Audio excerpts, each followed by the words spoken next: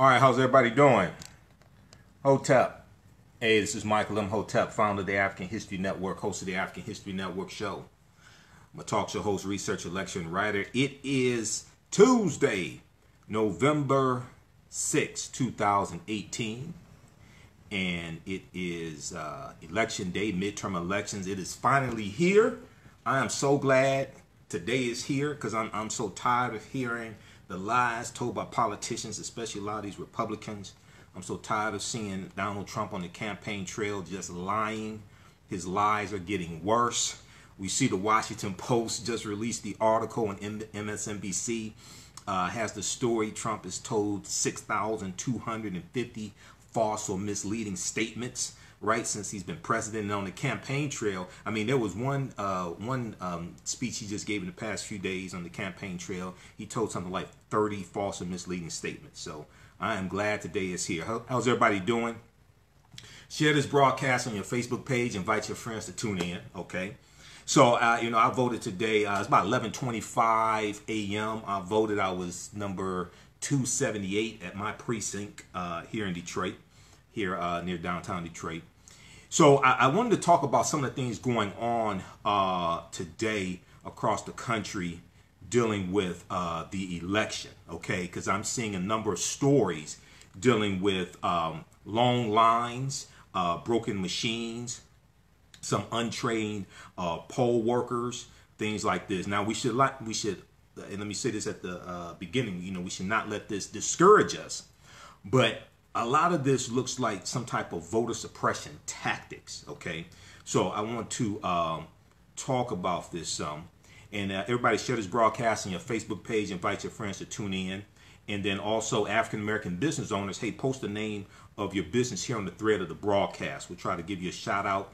And you can email us at customerservice@africanhistorynetwork.com, customerservice@africanhistorynetwork.com, to find out how you can advertise on the audio podcast of our broadcast. We reach thousands of people across the country with each broadcast. We're on 6 different podcast platforms. customerservice@africanhistorynetwork.com.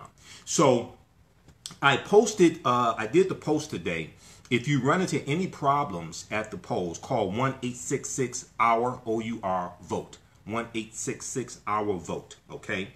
And they can give you help with legal help, things like this. But civil rights groups and election officials fielded thousands of reports of voting irregularities as voting began across the country today, Tuesday, November 6th, with voters and advocates complaining of broken machines, rejected ballots, and untrained poll workers, and improperly challenging Americans' right to vote. Americans' right to vote.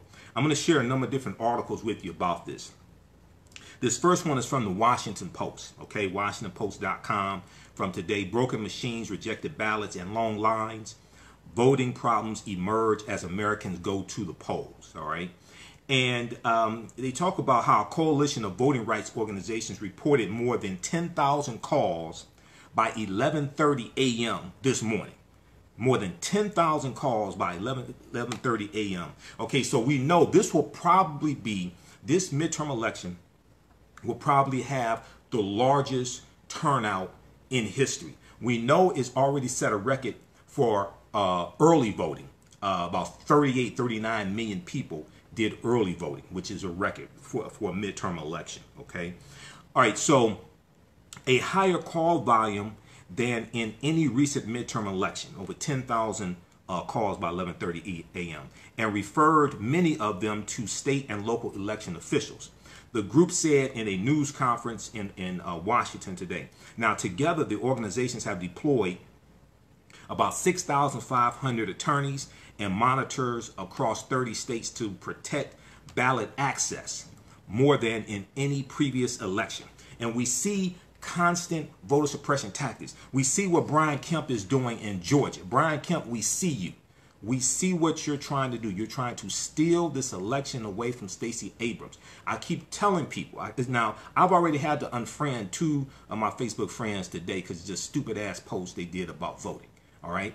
And what you'll find is that half the people who speak negatively about voting and say don't vote half of them are probably on some type of government assistance. Half of them probably get some type of funding from the government. Now, I'm not attacking them. I'm just saying you are a walking contradiction. And then the other thing is, if you get a Pell Grant, not knocking Pell Grants, we should take advantage of that. You get a student loan, that all came through legislation. Those were laws written by politicians, voted on and signed into law.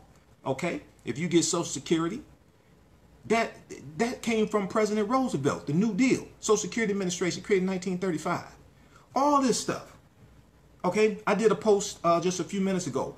Politics impacts every aspect of our life, from the water we drink to the air we breathe to the food we eat. Politics is the legal distribution of scarce wealth, power, and resources. The legal distribution of scarce wealth, power, and resources, and the writing of laws, statutes, ordinances, amendments, and treaties, their adoption, interpretation, and enforcement. And even the Moors, who want to talk about this treaty of peace and friendship, 1786, 1787, Black Freedmen Indian treaties of 1866. They want to talk about the petition of the Free Sundry Moors of 1790 in South Carolina, because they didn't want to be held to the laws of the Negro Act in South Carolina of about 1740, which came into existence because of the Stonewall Rebellion of 1739. I think it was 1739, the Stonewall Rebellion in South Carolina. Well, you have to understand that for a treaty to be signed, you need one representative on one side and another representative on the other side. So a representative, at least one, on the side of the colony or the side of the U.S. government had to sign it. So they were either elected or they were appointed by somebody who was elected. So even if you want to deal with the treaties, you still dealing with some type of electoral process, whether you want to admit it or not. Okay? Whether you want to admit it or not, you're still dealing with some type of electoral process. All right, so yes, I had to unfriend a couple of idiots today, but it's all good. I have about on my personal page, I'm at about 4,609 Facebook friends, and I have over 1,000 waiting to be accepted, and the limit is 5,000, so it doesn't make me any difference, to tell you the truth. All right, so in Georgia, so we see what Brian Kemp is doing, right?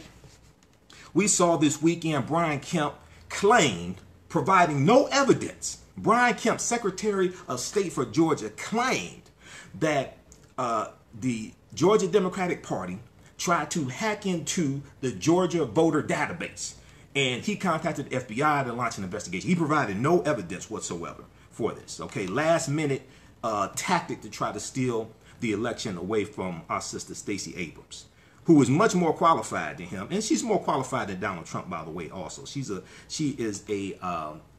graduated from Yale's law school. This is a brilliant sister. So together, the organizations have deployed about 6,500 attorneys and monitors across 30 states to protect ballot access, more than in any previous election. Now, in Georgia, voters waited more than 4 hours to vote at an elementary school in suburban Atlanta, where some voting machines were not working at the start of the day. Reports of broken machines also surfaced in New York and Arizona. And I saw at one voting place in Atlanta, the wait was so long that I think the workers there, or the people in charge there, ordered pizza for the people standing in line.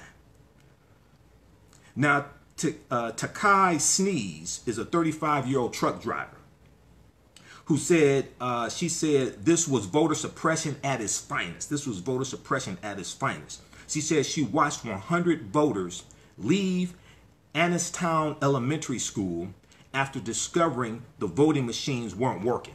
Okay, so I really think this is voter suppression. We saw here in Detroit, we saw one of the high schools in Detroit, and I'm gonna get the exact one. I don't want to say the wrong one. But at 7 a.m., because the polls open here at 7 a.m., okay, and we're Eastern Standard Time, 7 a.m., the voting machines were not ready for people to vote. Now, you knew that today, November 6th, was Election Day. So how is it the voting machines are not ready? In any city, how is it that it's not like you just found out yesterday? How is it they're not ready? See, this now, if your vote didn't matter, why are people going through such extraordinary measures to suppress your vote? This is the question you should ask yourself. And see, Republicans fear the African American vote more than many of us value our vote or know the power of it. I taught you, watched the broadcast I did yesterday when I dealt with the Opelousas massacre of 1868, started September 28, 1868. And over 200 African Americans were killed for exercising their right to vote in Opelousas, Louisiana. So when I hear people say, oh, our ancestors did not die for the right to vote, you haven't studied history. You look at the Wilmington massacre of 1898, Wilmington, North Carolina. You look at the Ocoee massacre in Ocoee, Florida in 1920. There's a history of this. So I don't know where you're getting your history from, but this is documented. All right, how's everybody doing? We got a Shia said exactly. Cory Booker, not Senator Cory Booker, said exactly. All right. Share this broadcast on your Facebook page. Invite your friends to tune in. And hey, if you like this type of information, you can support the African History Network at paypal.me/the AHN show. Paypal.me/the AHN show. You can donate to the African History Network. That helps us to keep doing the research, stay on the air, pay the bills, etc. And also visit our website, AfricanHistoryNetwork.com. AfricanHistoryNetwork.com. All of my DVD lectures are there. You can listen to the audio podcasts of our radio shows for free. Almost 900 audio podcasts, including the interview I did October 28th with Dr. Claude Anderson, dealing with how black people can leverage our economics to enforce our politics. Okay. All right. So, Takai Sneeze, 35-year-old truck driver, she said this was voter suppression at its finest. She watched 100 voters leave Annistown Elementary School after discovering the voting machines were not working. She said she arrived at 7 a.m. to discover a long line already formed. Voting did not start until 11 a.m. So that's 4 hours. This is in Georgia. I think this wasn't Georgia. Okay. For 4 hours, people could not vote. That doesn't even make any sense. Now, Gabe Okoye, Okoye, chairman of the Gwinnett County Democratic Party, that's in Georgia. Gwinnett is the county that Atlanta is in, if I remember correctly. He said that voting at Annistown Elementary School would be extended 25 minutes, but he was seeking a delay of 1 hour. Okay, so that goes to court. Once again, that deals with law. They have to go to a judge, usually a federal judge, to get permission to extend the deadline to vote to keep the polls open. They have to go to a federal judge for that. Now, in North Dakota, a voting rights lawyer said dozens of Native American voters were being turned away because of issues with their identification.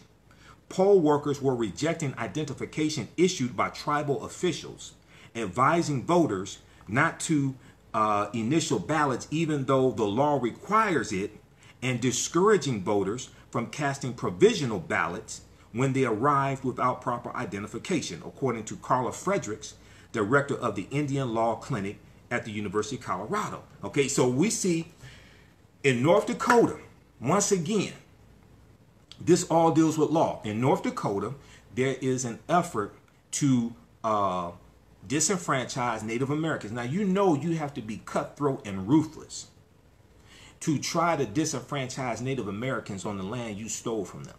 Okay? Now, what happened was this was a U.S. Supreme Court ruling. This was a U.S. Supreme Court ruling. And once again, the U.S. Supreme Court is the highest court in the land. The U.S. Supreme Court interprets law based upon the U.S. Constitution. Okay? And people need to get a copy of the Constitution because I carry it with me wherever I go. Now, this particular book is called The Declaration of Independence and Other Great Documents of American History, 1775 to 1865, edited by John Grafton. This is from Dover Books, and it has the Declaration of Independence, the U.S. Constitution, different things in here. I think the Gettysburg Address is in here as well, if I remember correctly. The Declaration of Independence and Other Great Documents of American History, okay? And this is an inexpensive book. This is a few dollars. It says $2. Okay. So get something like this. All right. But the U.S. Supreme Court ruled, highest court in the land, and they interpret law based upon the U.S. Constitution. Okay. And what happened was during the primaries in North Dakota, Native Americans could vote, and they did not have to have a physical mailing address because many of them live on the reservation. They don't have a physical mailing address. Then this case goes before the U.S. Supreme Court. Okay? And now the same Native Americans who could vote just a few months ago in North Dakota in the same election cycle, who did not need a physical mailing address, now the Supreme Court ruled they have to have a physical mailing address to vote. And like 3,000 Native Americans could be disenfranchised. But this is an effort to try to unseat Heidi Heitkamp, who is the Democratic U.S. Senator, because she won by a very small margin in the previous senatorial election, and she got a lot of Native American votes. This is all voter suppression. Okay, so Carla Fredericks, director of the Indian Law Clinic at the University of Colorado, said, quote, "After I caught a voter who was being denied his right to vote and told him to go back in and request a set-aside ballot, the election worker told me I was interfering and need to leave." Okay? So now complaints also emerged of voting machines flipping voters' choices in Pennsylvania, North Carolina, Texas, and Illinois, and of voters with limited English proficiency in the Houston area, Houston, Texas, being blocked from bringing an interpreter with them to vote, as required under the Voting Rights Act according to civil rights groups. This is the Voting Rights Act, 1965, signed into law August 6, 1965, by President Lyndon Johnson. You have all these voting irregularities taking place right now. So how can the U.S. then dictate to other countries about their voting irregularities when you have this going on right here in the U.S.?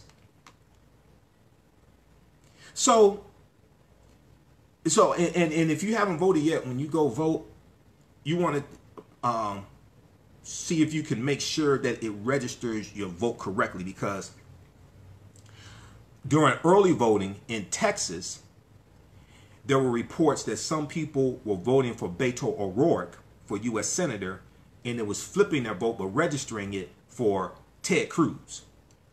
And in Atlanta, during early voting, there were some reports that people were voting for Stacey Abrams, and the voting machines were flipping some of the votes to Brian Kemp. Okay? Now, this does not mean we should not let this discourage us from voting, because they didn't ask you how many bubbles were in the bar of soap. Okay? They didn't ask you to recite the preamble to the U.S. Constitution. Okay? Anything like that. But just see if you can check it to make sure it registered your vote correctly. All right, so Kristen Clark, and you see Kristen Clark on, you've seen her on News One Now with Roland Martin. You've seen her on AM Joy, Joanne Reed on MSNBC. You've seen Kristen Clark from the Lawyers Committee for Civil Rights Under Law. You've seen her on Politics Nation, Reverend Al Sharpton show. And she may be on Roland Martin's show tonight. Now, so tonight, 8 p.m. Eastern Standard Time, 8 p.m. to 1 a.m. Roland Martin on Roland Martin Unfiltered. He's doing a 5-hour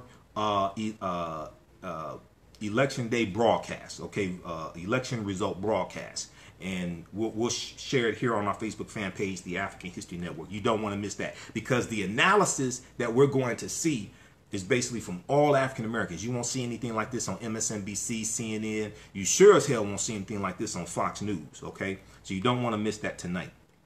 How's everybody doing? Tawana, Tina, who else we have here? Roxelle. Who else we have here? Angie. How's everybody doing? Okay. And be sure to visit our website, AfricanHistoryNetwork.com. AfricanHistoryNetwork.com. We have the bundle pack, the 8 DVD bundle pack.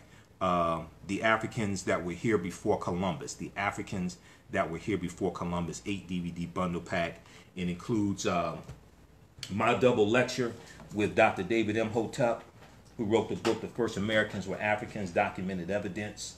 He wrote this book right here. It includes Dr. John Henry Clark's lecture, Christopher Columbus and the African Holocaust, includes my lecture dealing with Columbus and some other ones as well, okay? All right, so we're broadcasting live right here. On our Facebook fan page, The African History Network, The African History Network. But that's at AfricanHistoryNetwork.com, that 8 DVD bundle pack. Okay, so now Kristen Clark, Executive Director of the Lawyers Committee for Civil Rights Under Law, one of multiple groups to have teamed together to monitor elections and run a voter hotline this year. She said, if we need to, we'll go to court. If we need to, we'll go to court. Okay. She said, our goal is to make sure that every eligible American that seeks to have their voice heard is able to do this, so this election cycle, end quote. Now, in New York, Corey Johnson, the Speaker of the New York City Council, said the voting precincts were hampered by broken scanners in all 5 boroughs. Broken scanners in all 5 boroughs. Voters stood in lines with ballots in the rain, soaking the ballots and further complicating the process of using electronic scanners. Now, once again, you need to have extra scanners. One, you knew this was coming. Okay, so whoever is the city clerk, usually the city clerk is in charge of all of this. You may need a new city clerk, because I know we sure as hell need one here in Detroit. Janice Winfrey's got to go once again. Janice Winfrey's got to go. All right, so who is this? Johnson. Okay, so Corey Johnson said, quote, I vote at the Gay and Lesbian Center in Greenwich Village. Typically, I'm in and out in less than 5 minutes. But today the lines went inside the lobby, outside the courtyard, and around the block. I waited in the rain in the alley for over an hour to vote. Now in Atlanta, there was one, I saw one report from one of the local news stations in Atlanta, and I'll give you that information. The wait was like 4 hours, okay? So Johnson said the city had higher than average turnout in the primary and in the 2014 midterms, and officials should have had more or better equipment in place. I agree. And you need to have extra scanners because you're dealing with technology unless they break down. Now, in the run-up to Election Day, rash of concerns about ballot access flared across the country. Candidates in both parties traded accusations about threats to ballot integrity amid multiple reports about voter irregularities. Some of the heightened anxiety results from a spate of restrictive voting laws passed by Republicans in recent years, now affecting voting in closely contested races for the U.S. House of Representatives, U.S. Senate, and governor. So going back, once again, this all goes back to 2013 U.S. Supreme Court case, the Shelby County versus Holder, okay? And more people are turning out than ever, overloading the computers, Brittany said. Yeah, that's true, but they knew it was going to be more people turn out than ever based upon the number of people who turned out for early voting. They knew this, so they should have been prepared. Early voting broke records. There's about 38, 39 million nationwide who voted in early voting, which is a record for midterm elections. So they knew this was coming. How you doing, Renee? Thanks for the donation, Renee. Also, hey, if you like this type of information we share, you can support the African History Network. You can donate to paypal.me/the AHN show. Paypal.me/the AHN show. Or you can visit our website, AfricanHistoryNetwork.com. You purchase our DVDs. That helps us also. Okay, let's continue here. So, Republicans have said the tough new rules are necessary to combat voter fraud, while voting rights activists argue the laws disproportionately affect young Americans and minorities who tend to vote Democratic. And this is what they're doing, okay?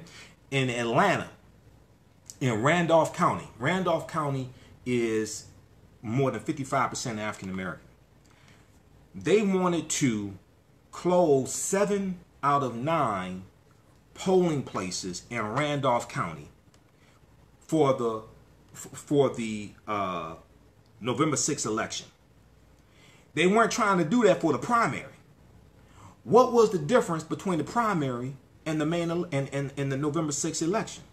The difference is that Stacey Abrams became the Democratic nominee to run for governor. She won the primary. So now they try to implement that voter suppression tactic. Now the excuse they gave, and you can research this, the excuse they gave was that they said that those 7 polling places were not conducive to people in wheelchairs, the disabled. This is the excuse they gave. They didn't make that argument during the primary. It was all right for those polling places to be open during the primary, but you want to close 7 out of 9 in Randolph County for the November 6th election. They're scared to death of this sister becoming governor. And a lot of people are scared to death of Andrew Gillum becoming governor in Florida. Okay, so Donald Trump and Attorney General Jefferson Beauregard Sessions III on Monday, yesterday, warned against voter fraud, although study after study has shown there is no evidence of widespread voter fraud. They can't find any widespread voter fraud. It happens here and there. There's no widespread coordinated voter fraud. They are fear-mongering, and they are trying to scare people of color, and they're trying to scare some Hispanics away from voting. This is what this is about. Now, voting rights advocates accuse them of trying to intimidate voters of color. Absolutely. This is what they're doing. These are 2 white supremacists, okay? And Trump just told you he's a nationalist. He just left off the word white. He's a white nationalist. Now, accusations of intimidation also surfaced on Monday, November 5th, when the Department of Homeland Security announced plans to run a crowd control exercise near a Hispanic neighborhood in El Paso, Texas on Tuesday, the hometown of Democratic Representative Beto O'Rourke, who is challenging Republican Senator Ted Cruz in a closely contested race in Texas. So let me get this straight. Wait a second. Hold on. The Department, yesterday, did you all see this story yesterday? Department of Homeland Security announced that they plan to run a crowd control exercise near a Hispanic neighborhood in El Paso, Texas, today of all days, 365 days out of the year. You couldn't wait till tomorrow after the election is over to run this crowd control exercise. You couldn't wait till tomorrow. You couldn't wait 24 hours, right? You could have ran it at 9 a.m. on Wednesday. You couldn't wait till the next day. It's so urgent for you to do this crowd control exercise that you have to do it on Election Day in El Paso, Texas, the hometown of Beto O'Rourke.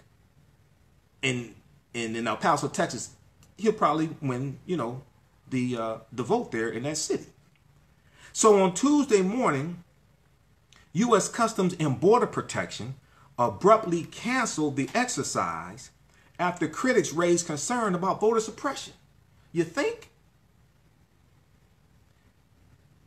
Cleve Wootson, W-O-O-T-S-O-N in Washington, Sonam Vichy in Snellville, Georgia, and Bob Moore in El Paso, Texas contributed. They were contributors to this report. This is from the Washington Post. Check out this article from WashingtonPost.com. We posted it here on the thread of we posted it here on our Facebook fan page. Broken machines, rejected ballots, and long lines. Voting problems emerge as Americans go to the polls. So I kept seeing article after article like this throughout the day. We shared some of them. I shared some of them on my personal page, Michael Imhotep, and we shared some of them here on our Facebook fan page, the African History Network. You couldn't say you didn't see this coming. I mean, you couldn't say you didn't see a huge influx of people coming to vote, larger than ever. ProPublica has an article, Long Lines Test Voter Patience Across the Nation. Okay. Now, New York Times has an article dealing with this also. And we'll pull this up here. Okay, Tawana. Okay, how you doing, Tawana? Mark Hill, politics is a dirty game. Michael, we do. What do?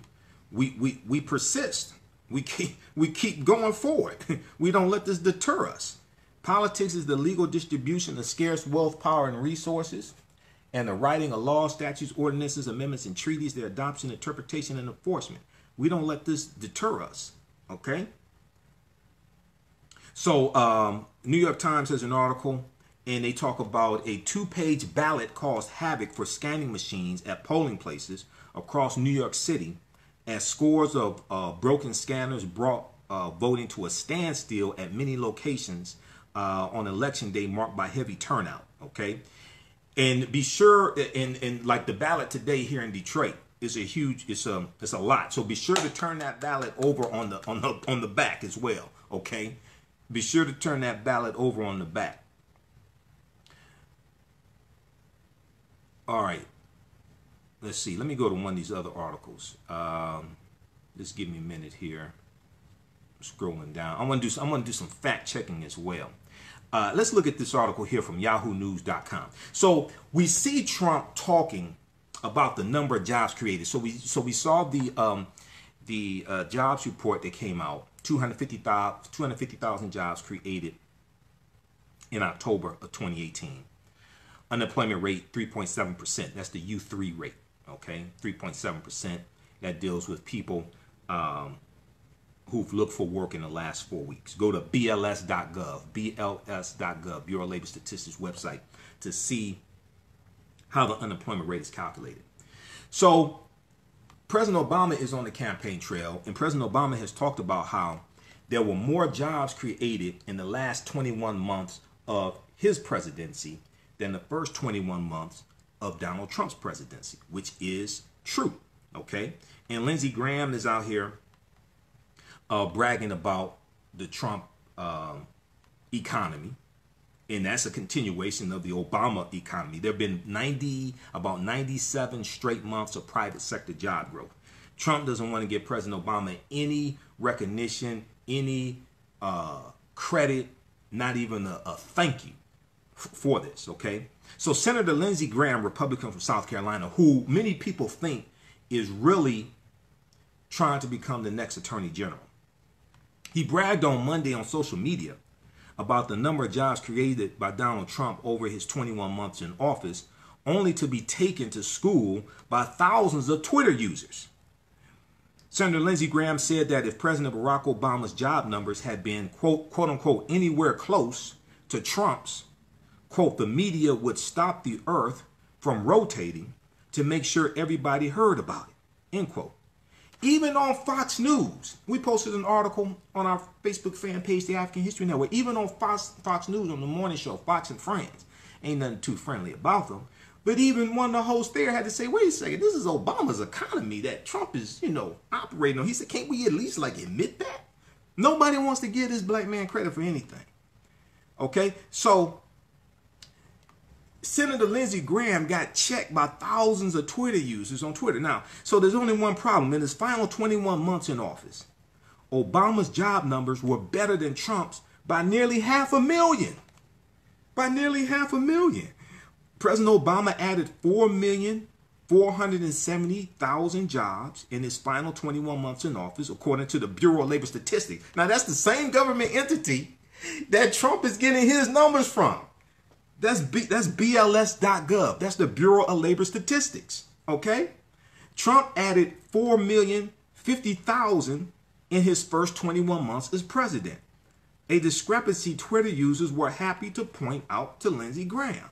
So Trump can't, on the one hand, brag about these numbers, but then on the other hand, not talk about President Obama's numbers. This is after this $1.4 trillion tax cut that was supposed to create all these jobs. This is after that. And 83% of those benefits went to about the top 10%, if not the top 1%. So some people who responded commented matter-of-factly. Others were slightly disrespectful, calling the senator dude. A selection of those two categories. So they show some of the comments here, right? But so here you have Senator Lindsey Graham, who should know better, just blatantly lying about Trump's economy. No wonder he didn't get the Republican nomination for president. No wonder he didn't get the Republican nomination for president. Okay. Yeah, so as of Tuesday, 38,423,020 votes have been counted as early or absentee in midterm elections. Okay, that's a record. And that's well more than 21 million that were early voters in 2014. NBC News has an article about that.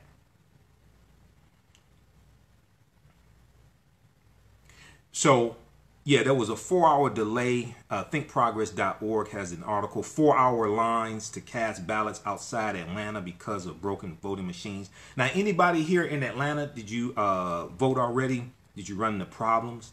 Hundreds of voters in Gwinnett County, Georgia, a Democratic stronghold of predominantly minority voters, people of color, waited more than 4 hours to vote Tuesday because of malfunctioning electronic voting machines. Okay, so y'all need a new city clerk or county clerk.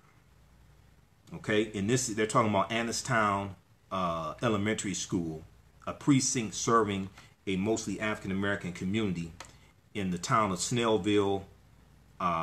You have a woman by the name of Jadana Donnelly.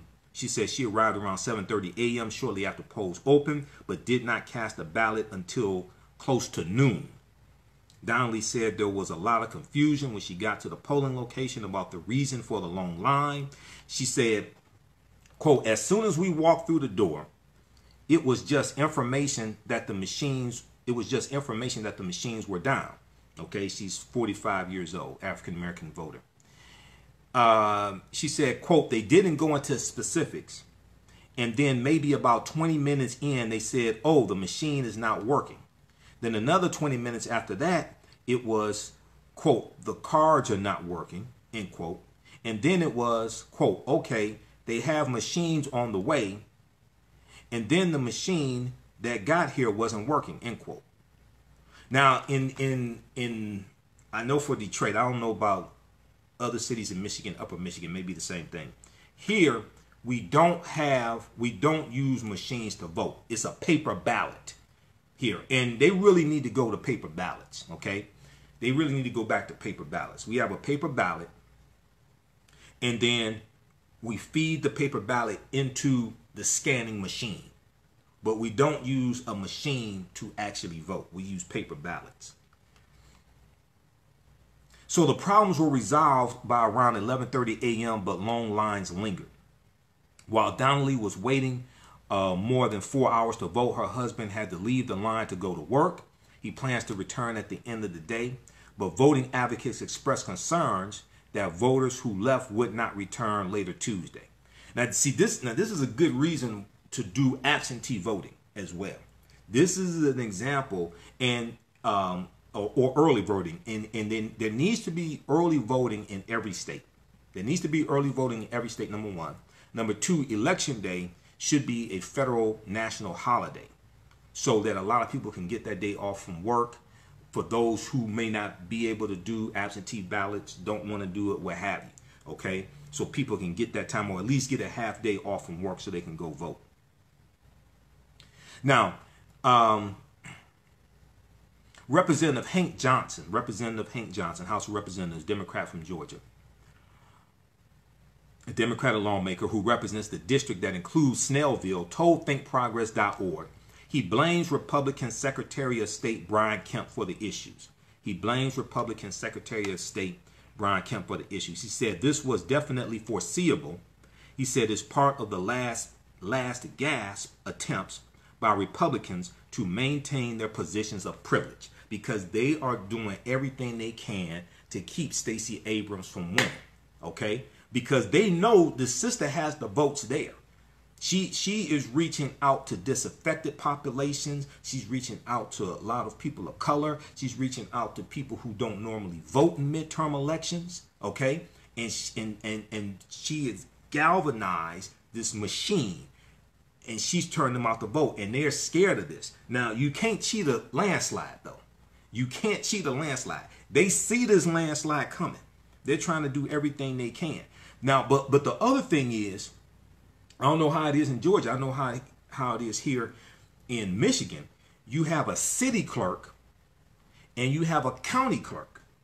So they're also responsible for because the city clerk in a particular city is responsible for the training of the poll workers and is responsible for getting the equipment to each poll, making sure it works, things like that. That's the city clerk. Then you have a county clerk. Then you have a Secretary of State, okay? So Hank Johnson says it's the fault of the Secretary of State.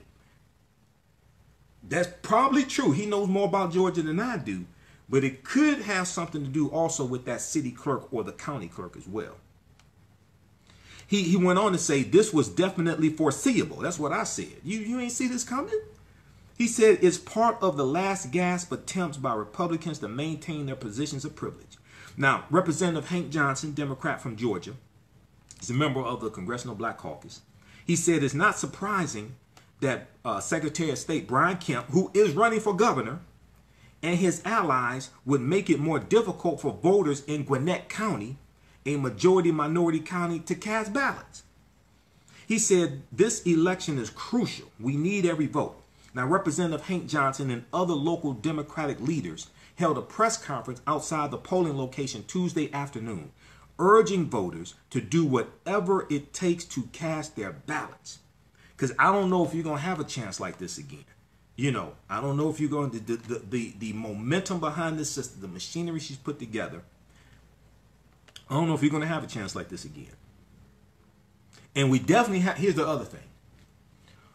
African Americans and others definitely have to come out and vote today for Stacey Abrams. The reason why is because if she does not get at least 50% of the vote, then there is, let me phrase, let me phrase that.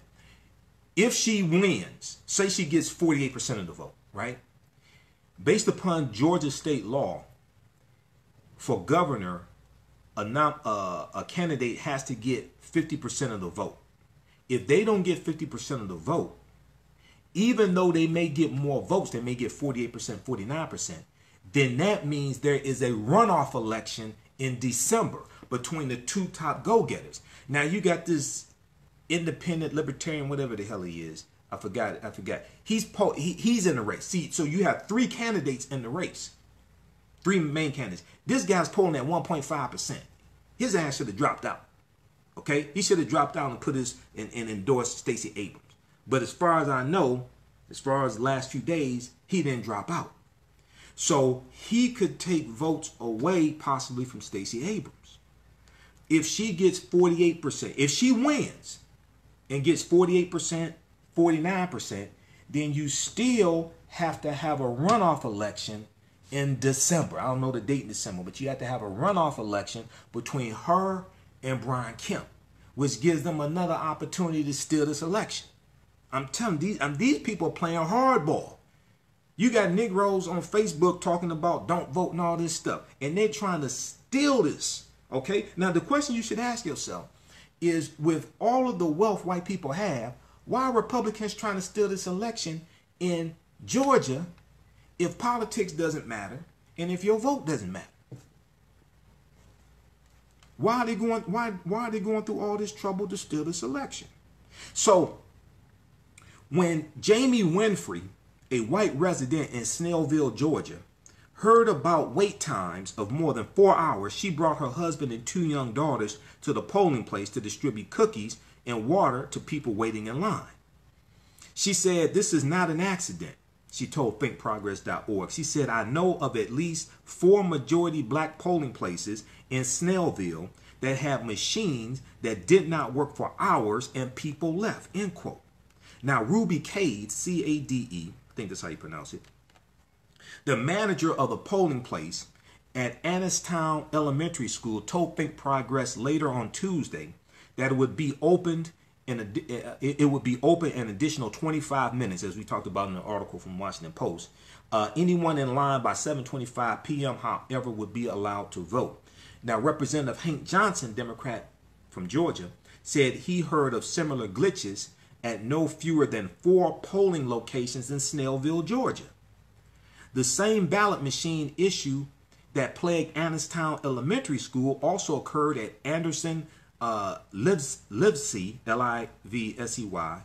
Elementary School, and Sewanee Library, both in Gwinnett County.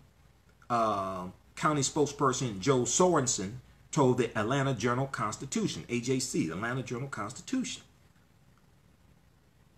Now, Johnson said, quote, across the 4th district, we see many voting precincts are having problems enabling the citizens to vote. We knew for the last 3 weeks that turnout was going to be heavy. And so it's important that citizens not let these glitches defeat them, end quote. This is the equivalent to a poll tax. This is the equivalent to ask you how many bubbles in the bar of soap. This is equivalent to asking you to recite the preamble to the U.S. Constitution so you can register to vote. These are all voter suppression tactics in Georgia, and Georgia was one of those 11 Confederate states that seceded from the Union, took up arms against the Union to maintain slavery. Not only that, if you've ever been to Georgia, go to Stone Mountain, Georgia. In Stone Mountain, Georgia, there's this huge mountain, and there's a relief. There's a huge carving in the mountain of General Robert E. Lee, P.G.T. Beauregard, and Jefferson Davis, 3 Confederate war heroes.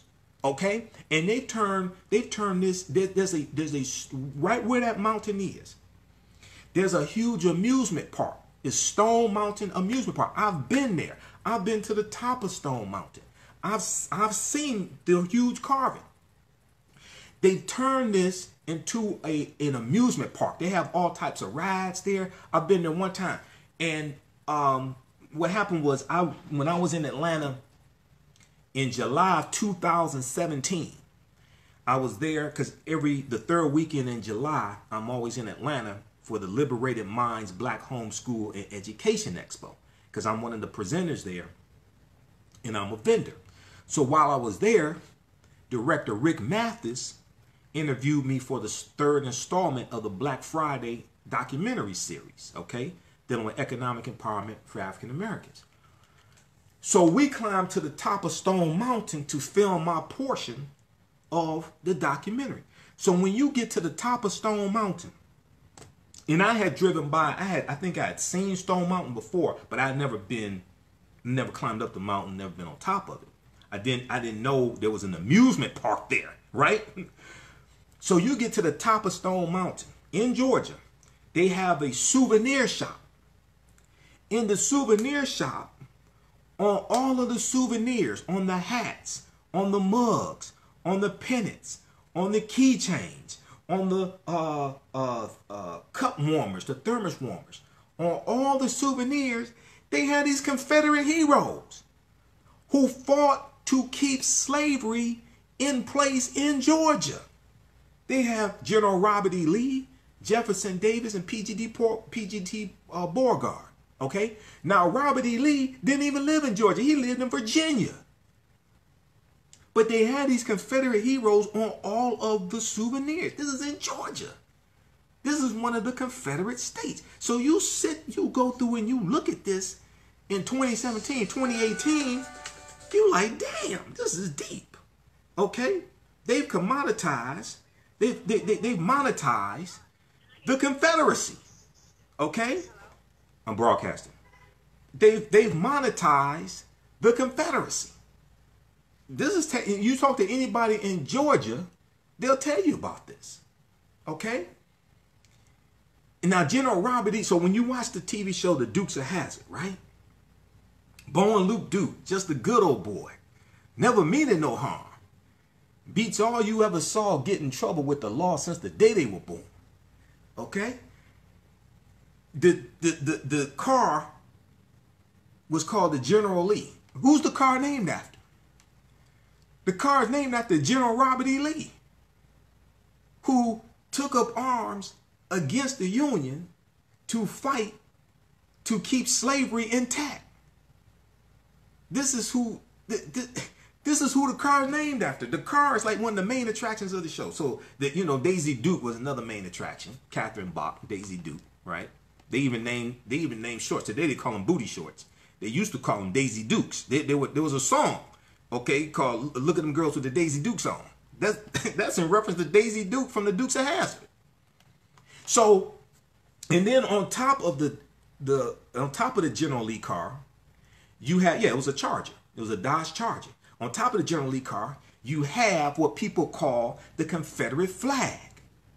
But it's not the Confederate flag. It's the Confederate battle flag of Northern Virginia under General Robert E. Lee's army. Okay? You gotta research the history of the Confederate flag. I have a whole lecture dealing with this. It deals with the history of the Confederate monuments and the Confederate flag and General Robert E. Lee. We have it at our website, AfricanHistoryNetwork.com. Also, you can, hey Jade, you can call me and I'll put you on speakerphone if you have something to say. You can call me, Jade. I teach online courses. We have them all on demand. We have a 10-course bundle pack on sale, $60, regularly $130. Watch it all around the country. Watch around the world. They're all on demand. And go to AfricanHistoryNetwork.com, AfricanHistoryNetwork.com. Okay? Thanks, L. It's AfricanHistoryNetwork.com.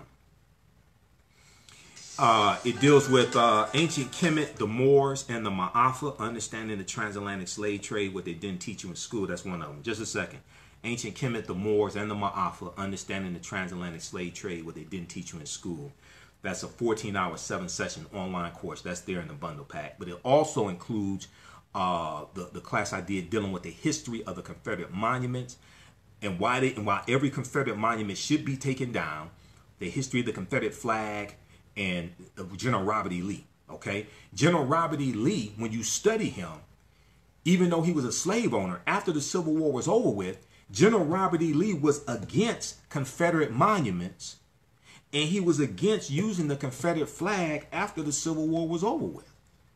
So, August 12, 2017 in Charlottesville, Virginia, you had the Unite the Right rally, right? You had 12 white supremacist organizations that had a rally, and they were rallying under the disguise. Hold on just a second. They were rallying under the disguise of saving a monument erected to General Robert E. Lee. General Robert E. Lee he was against Confederate monument. There's evidence of this because there were times when he was requested to come to an event to unveil a statue in his honor, a Confederate statue in his honor, and he wrote back he was against this. He was against Confederate monuments. After the Civil War, you know, the South is devastated. And General Robert E. Lee, and there was still tensions and bad feelings between the North and the South. And he felt there needed to be a period of time of healing to bring the nation back together. He was against Confederate monuments. He was against using any of the Confederate flags after the Civil War was over. There were 3 flags that flew over the Confederate States of America from 1861 to 1865. That flag that's on the General Lee car, on the Dukes of Hazzard, that flag that a lot of white supremacists carry around, that flag never flew over the Confederate States of America, but they don't understand history. Okay, so we have Jade Arundel, activist here in the New York area, Brooklyn, on the line. Let me see. Hold on. Put on speakerphone. All right. Hey, Jade, how you doing? Peace. How are you? I'm all right. What's going on? You have something you want to report? Yeah, we have a lot of issues with voting polls in Brooklyn. So specifically in the 43rd Assembly District, the 43rd New York State Assembly District to be exact, we have polling locations in which the voting machines are not working. So there was one at this place called Erasmus Hall within our district. Out of only 5 machines that can vote, only one was working 4 hours.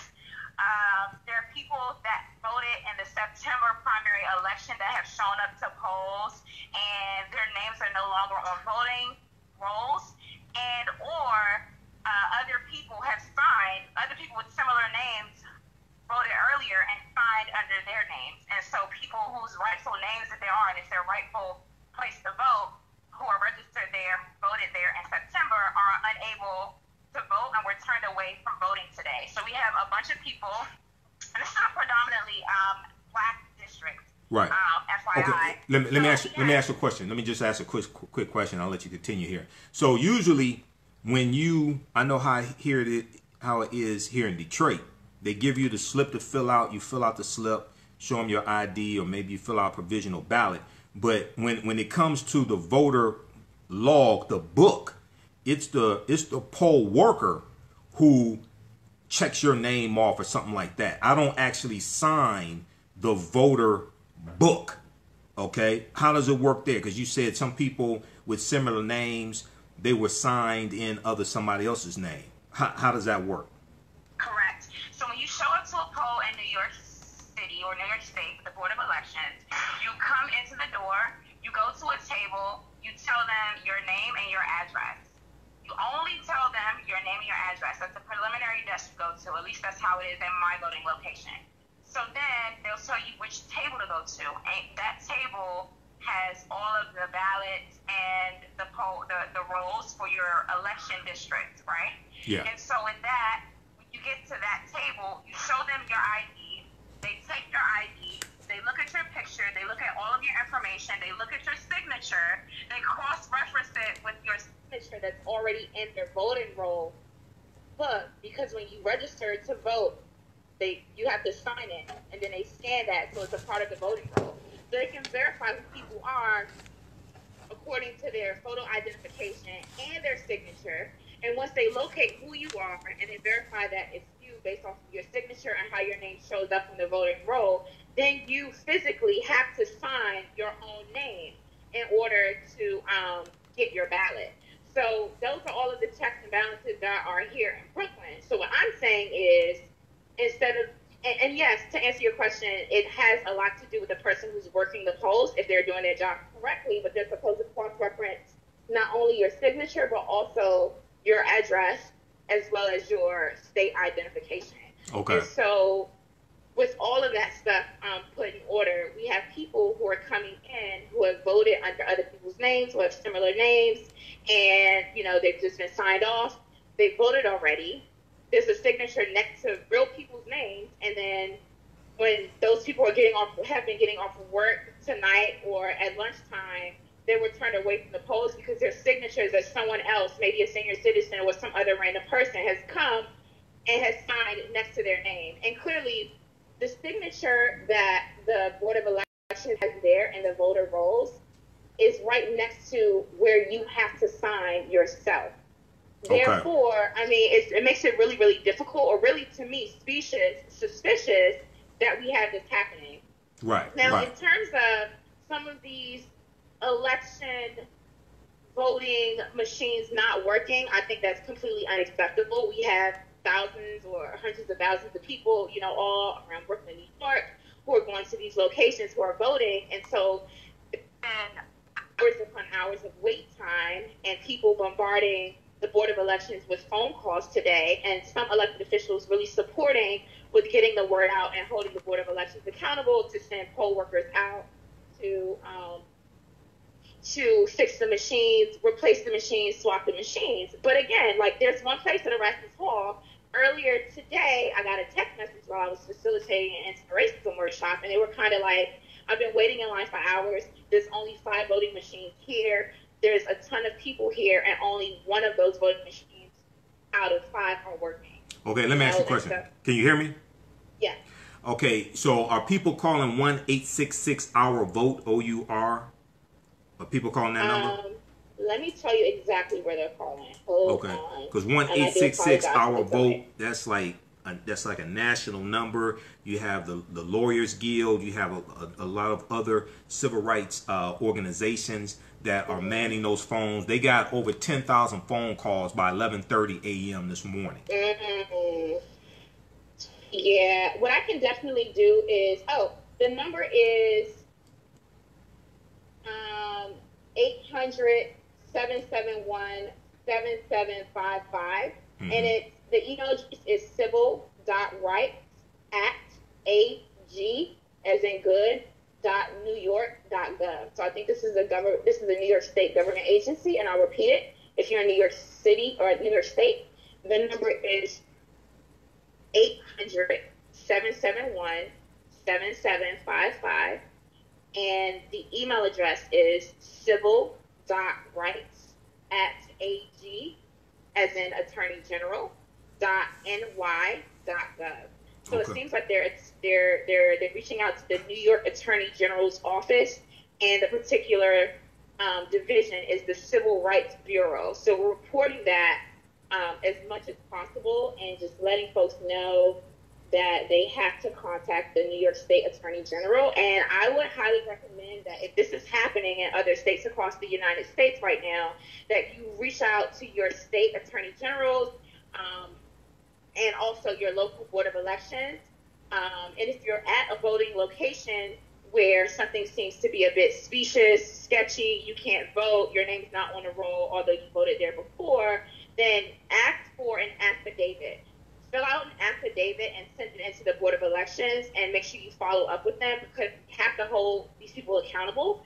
We saw what happened in Georgia. We saw what happened in Texas leading up to this election. We're talking about voter registration, and, right. I don't believe that any of this is by happenstance. Right. No, it's not by accident. That's what I've been talking about. Now, you can also, in some states like Georgia, you can ask for a provisional ballot as well. You have to follow the laws of that state. For instance, in Georgia, if you get a provisional ballot, say for instance you don't have your ID, you get a provisional ballot, you have to show back up, I guess at the Secretary of State's office within 72 hours with your proper ID, with the proper documentation, but you can go ahead and vote. That's through a provisional ballot. So it varies from state.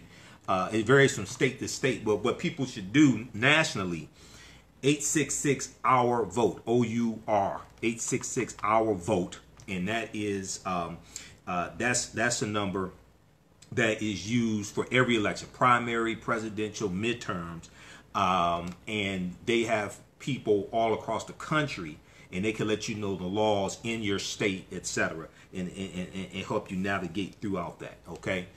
All right. Awesome. Go ahead. Can I just add one more thing? Go ahead. Another complaint, and I can send you screenshots, is that we have people who have reported that were told which candidates and or which political party to vote for when they've shown up to the polls.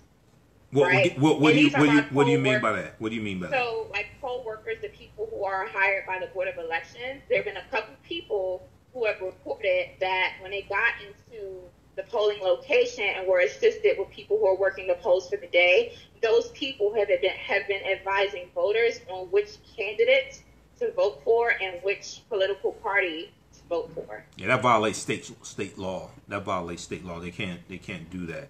If it's somebody needs help filling out the form, that's one thing. Even in the voters booth, that happened. There was a lady next to me when I was voting today, and she needed some help. One of the poll workers came. It was something on the ballot she didn't understand, what have you. But the poll workers can't tell them which party to vote for, which candidates to vote for, things like that. They can't do that. Absolutely. Thank you so much for taking my call, and to any and everyone who's listening, I am going to say these are tricks that have happened in terms of elections since the onset of us getting the right to vote. That did not deter our ancestors from showing up to the polls and fighting for the right to vote, and nor should it deter us from this political process.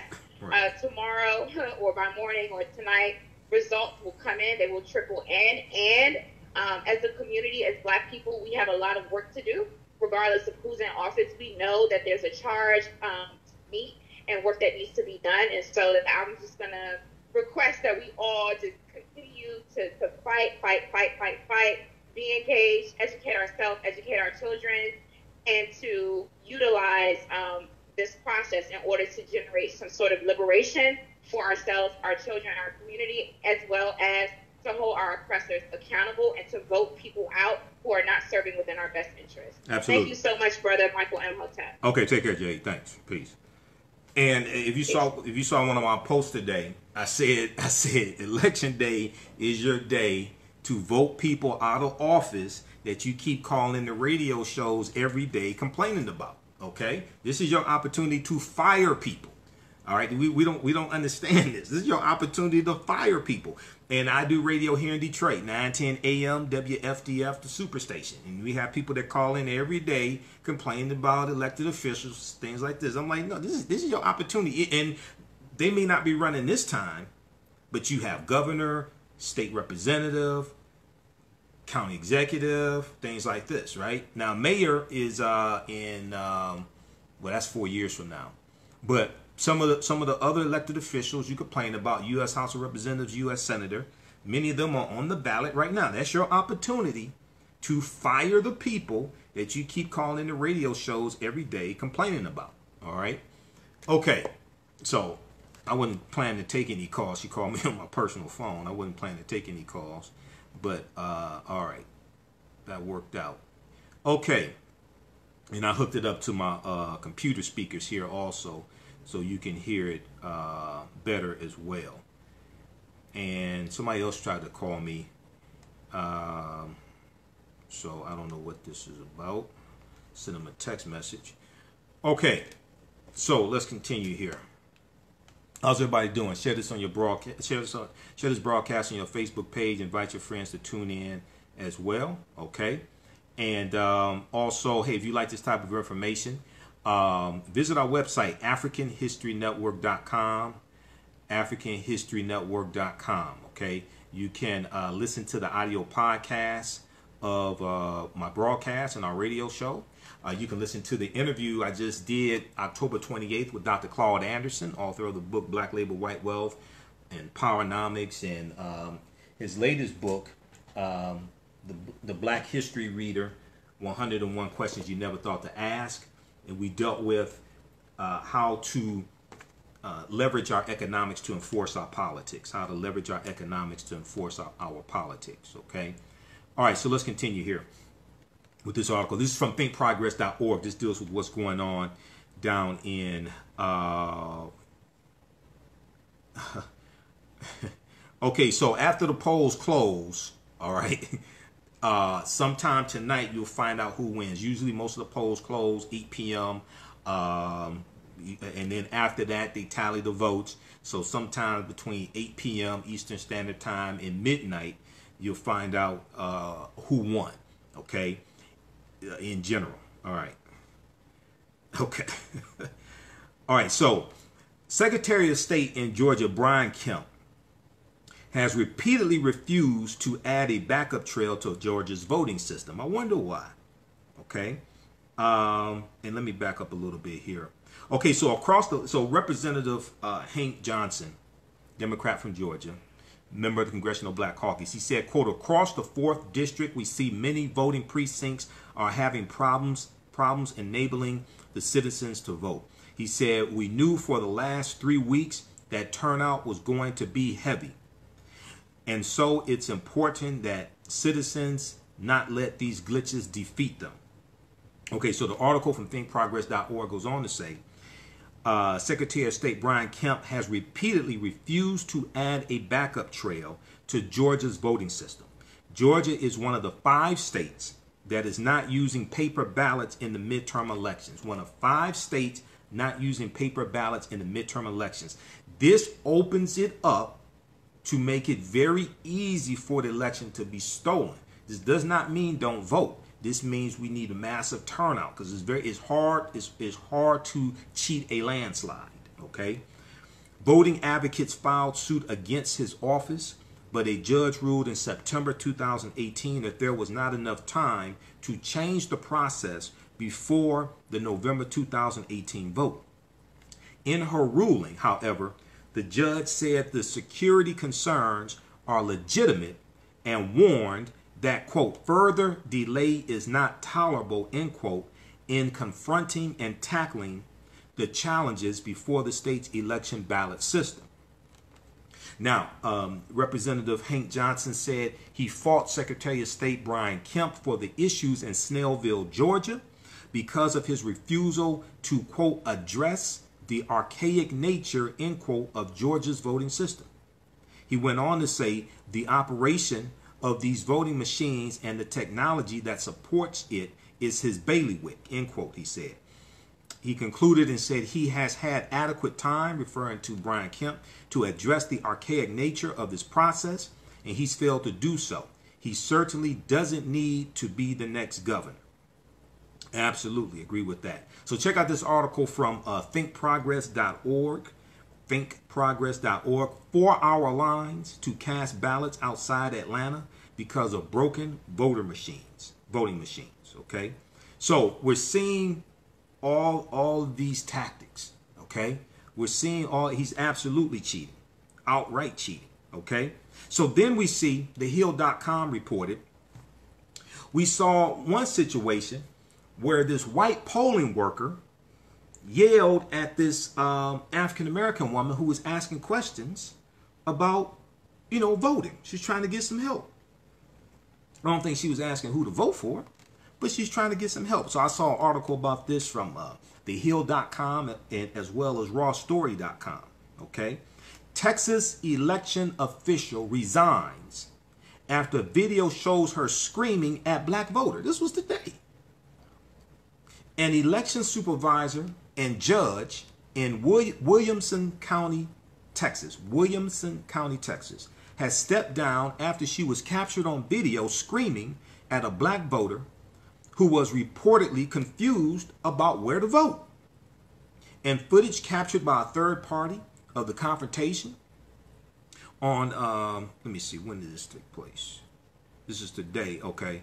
They're saying Friday afternoon. I think this is a situation where she was early voting. In footage captured by a third party of the confrontation on Friday afternoon, Lila Guzman, Guzman, Lila Guzman could be seen telling the voter repeatedly to leave, saying, "Get out, get out, get out. You are rude. You are not following the law. Go, go." Now, the voter who recorded the footage told the local ABC affiliate there that she began to record the incident after Lila Guzman started getting louder. Now Lila Guzman is the poll worker, okay? And she said, I was like, let me see here. Let me see, we have a video. Listen, we got the video here. I'm running off my phone. We'll make this work. An election supervisor and judge in Williamson County, Texas, has stepped down after she was captured on video screaming at a black voter who was reportedly confused about where to vote. In footage captured by a third party of the confrontation on Friday afternoon, Lila Guzman could be seen telling the voter repeatedly to leave, saying, quote, "Get out, get out, get out. You are rude. You are not following the law. Go, go." The voter who recorded the footage told a local ABC station that she began to record the incident after Guzman started getting louder. Guzman can be heard threatening to call the police on the voter, whose identity has not yet been revealed, telling the voter she will have police escort her from the building. Okay, so that's from thehill.com, all right? And so, hold on here. Okay, another video starting up.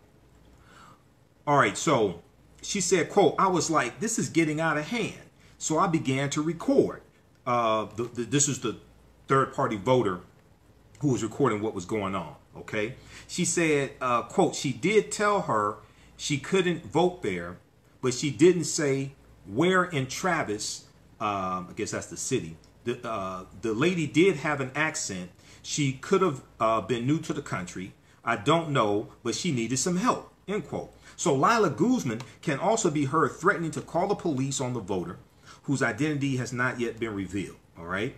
The voter reportedly left the building before law enforcement arrived at the scene.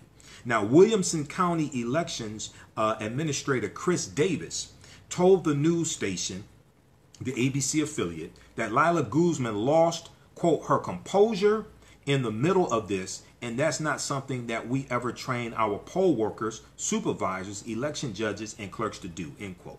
Okay.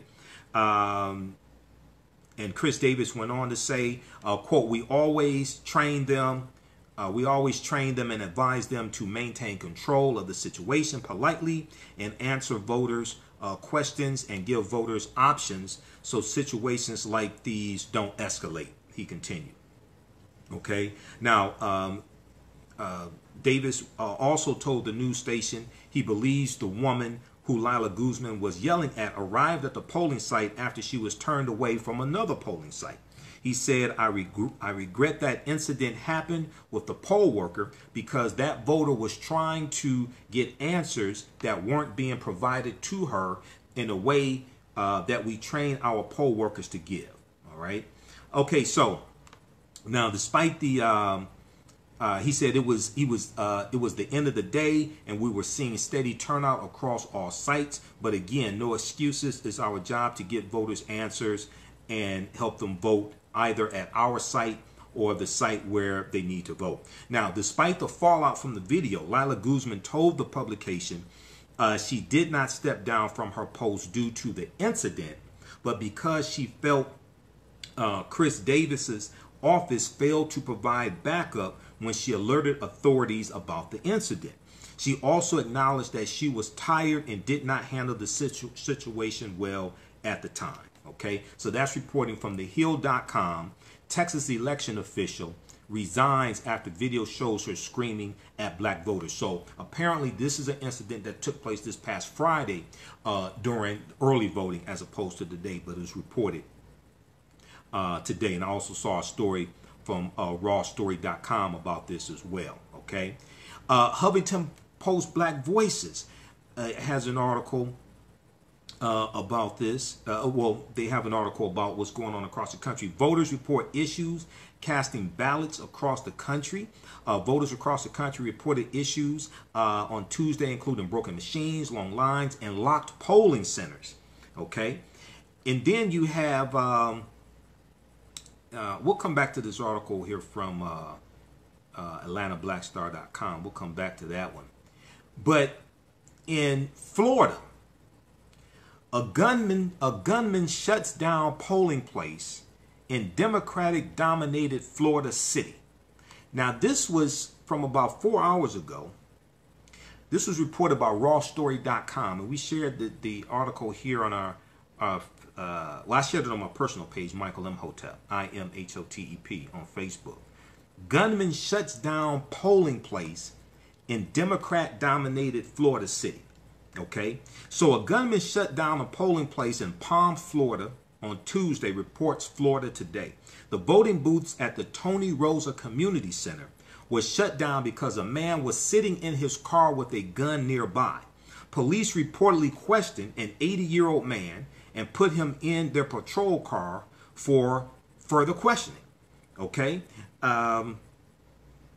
The police chief, the city's police chief said, quote, we don't have a crime right now, but he was seen by a passerby sitting in his car with the gun in his lap. Okay. Sitting in his car with the gun in his lap. The gun was not loaded. Now, Palm Bay is a Democrat-dominated city surrounded by a red county. Okay, so it's going to be interesting to see what happens there. Are they going to hold that polling place open longer to make up for the period of time that it was shut down? So we're seeing, crazy things like this across the country. All right. Then WSB TV. These are all articles I bookmarked and noted that I wanted to talk about. WSB TV reported, Channel 2 reported, hundreds of people say they've waited hours at this Fulton County polling place that has just 3 machines. Long lines and voting problems are being reported across Metro Atlanta. Now, this is about 7 hours ago. Hopefully they got this fixed. Let's, they have a video here. Let's see if we can listen to this report.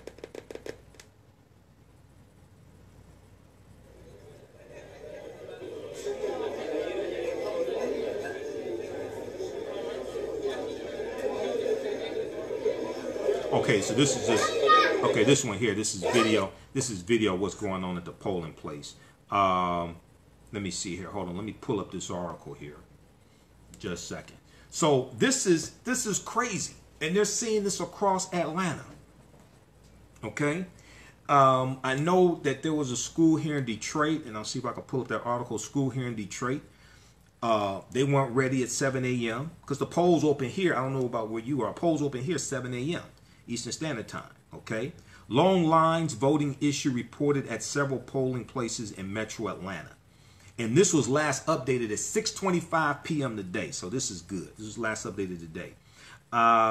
Channel 2 Action News received dozens of calls and messages from people all across Metro Atlanta who said they were experiencing issues. Okay, so we talked about Gwinnett County and okay. Talked about that. I wanted to see what type of update they had. Just a second. They have a video here. Let's see if we can get this to play. Lack of power cords for voting machines causes major delays in Gwinnett County. It's like, come on. You always have extra power cords. You always have extra scanners. Okay? You have to anticipate this stuff. This is not the first election that's taking place in Gwinnett County.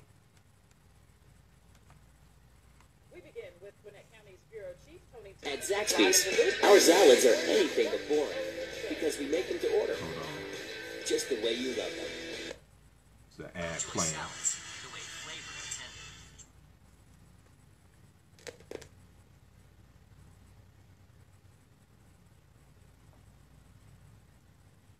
Should play now. We begin with Gwinnett County's Bureau Chief, Tony Thomas. He's live in Duluth, where the machines were not working earlier today. Tony. All machines are reportedly working now, and here at this Duluth location, this is the first time all afternoon we've seen the line out the door.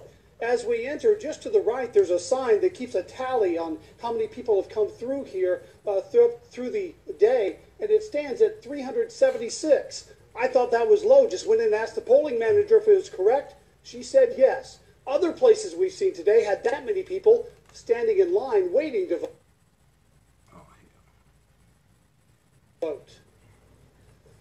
It's a disheartening situation at this point.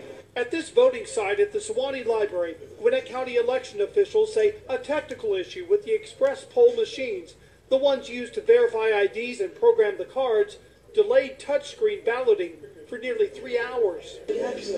Voters at this site and 3 others in Gwinnett were given the options of filling out paper ballots or coming back later. You gonna come back? I'm going to try. I have to go to work. The same issue created long lines and a delayed opening at Annistown Elementary in South Gwinnett. A federal judge ordered this precinct to remain open until 7:25. Nearby at Anderson-Livesey Elementary, county election officials say it was human error. The lack of a power cord caused machines to die after just 45 minutes. Voters waited 2 hours for help to arrive. I mean, the line stretches all the way to the bus door, which is, what, about a football field or more, and we're just standing in line, but we're doing it because we got to vote. Officials say in all the locations the problems were resolved before mid-morning, and all votes will count. She waited it out. It's an important election.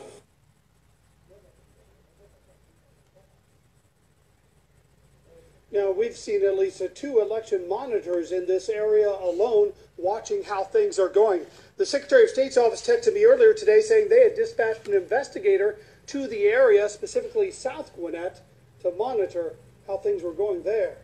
Live in Gwinnett County, Tony Thomas, Channel 2 Action News. Tony, I'm with you. 376 people sounds like a really low number. We'll be watching and see what happens throughout the... Okay, so the lack of a power cord caused the machine to die after 45 minutes, after people were waiting in line. It's like you have extra power cords. You should have extra power cords. There can be a short in the power cord, something like that. It just doesn't make any sense. Unless you planned it like that. Okay?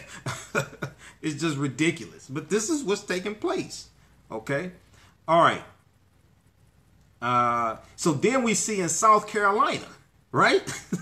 Rawstory.com reported, this article from about 8 hours ago, technicians scrambling to fix voting machines in South Carolina County. This is reported from rawstory.com. And a lot of this stuff is taking place in the South. Now, South Carolina was the first state to secede from the Union, December 20th, 1860. South Carolina was one of those Confederate states. South Carolina is where the Civil War started. Okay, with the attack on Fort Sumter, April 12, 1861. South Carolina is where the Civil War started. Technicians scrambling to fix voting machines in South Carolina County after they're caught changing votes. What? South Carolina voters Tuesday found malfunctioning machine changing. South Carolina voters Tuesday found malfunctioning machines changing their vote, reports WLTX. Technicians in Richland County, South Carolina, were desperately restarting the voting machines to fix the problem.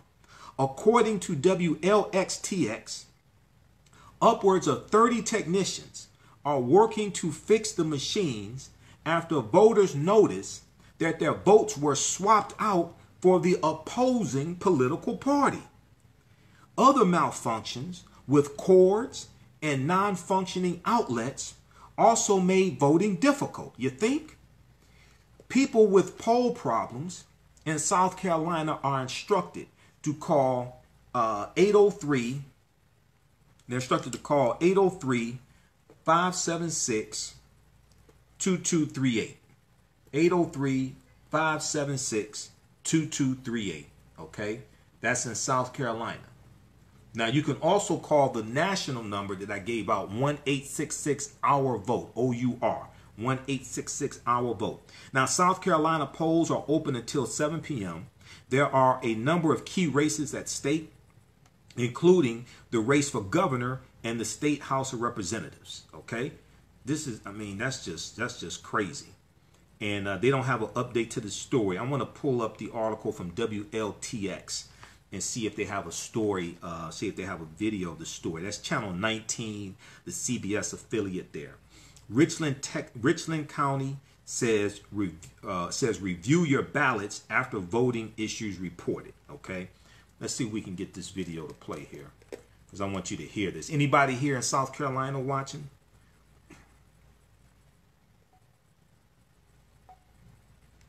We'll try to get this video to play. All right, how's everybody doing?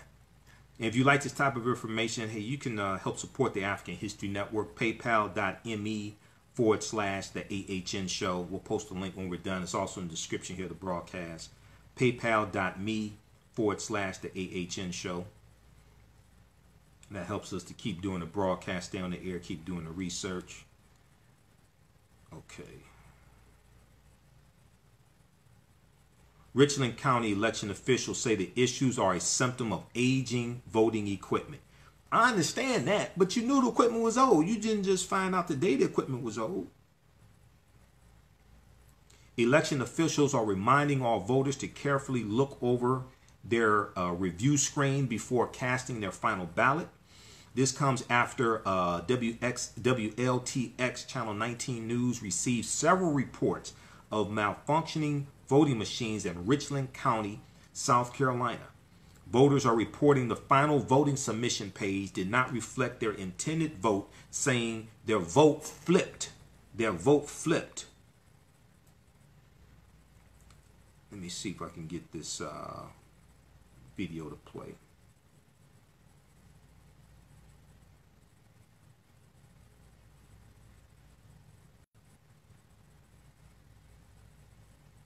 All right, wait for that to load up. Okay, so Channel 19 News reached out to Richland County Elections Director Roki Sulman, R-O-K-E-Y, who says they believe the problems were caused by a calibration issue with the voting machines. But you're supposed to test this stuff. You're supposed to already have it calibrated. You're supposed to test this stuff. You can't have something like this happening. Sulman says no one had their vote switched. However, if the touchscreen calibration was off, it could make an unintended selection. He says that is why voters should carefully review the final selection page before casting their ballot.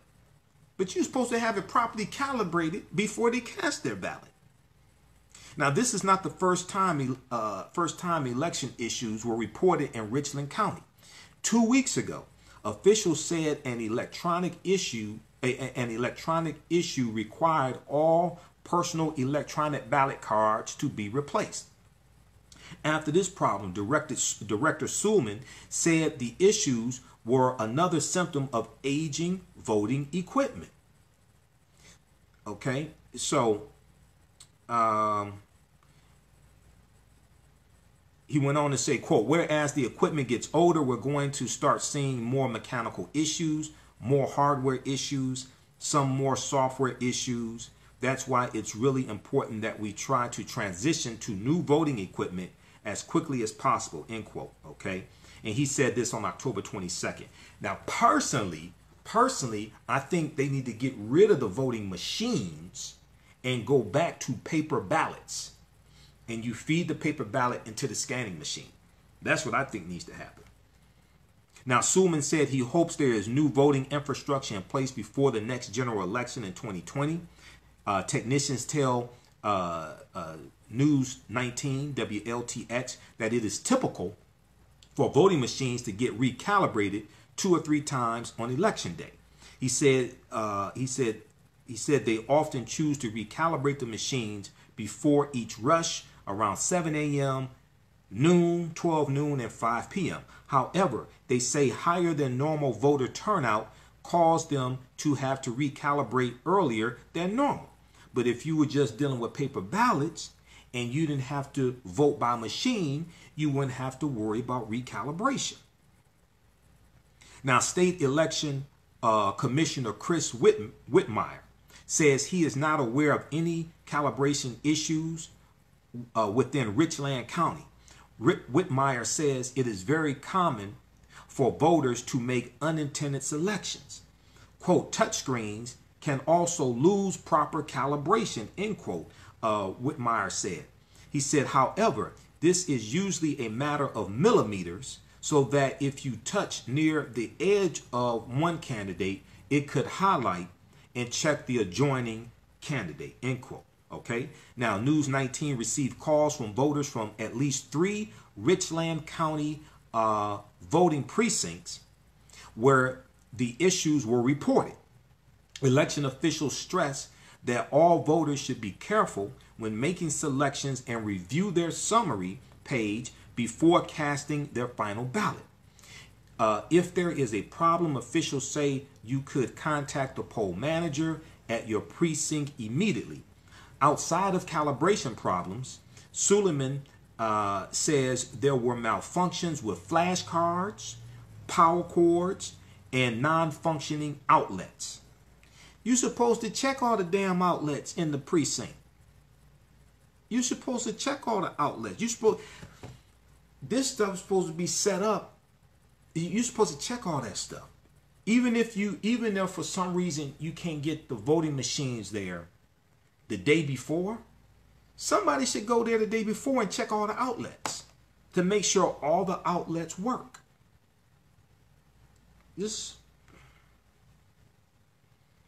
Okay, so check out this article here from rawstory.com. This is what's going on in South Carolina. Okay, we're seeing these problems across the country.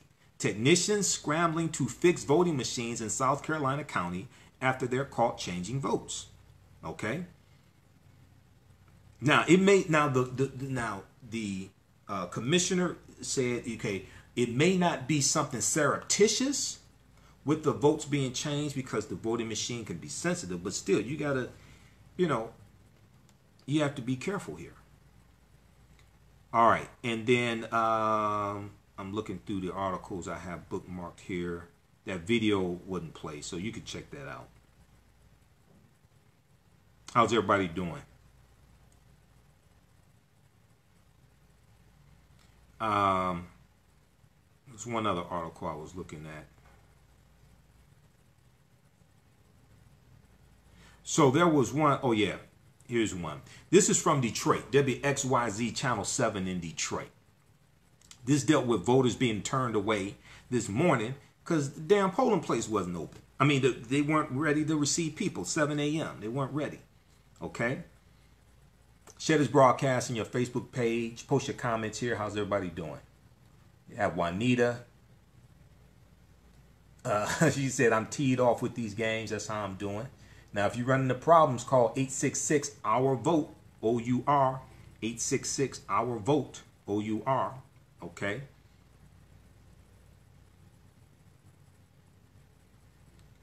So this was last updated 12:58 p.m. today. Voters turned away due to missing voting machines at precinct in Detroit.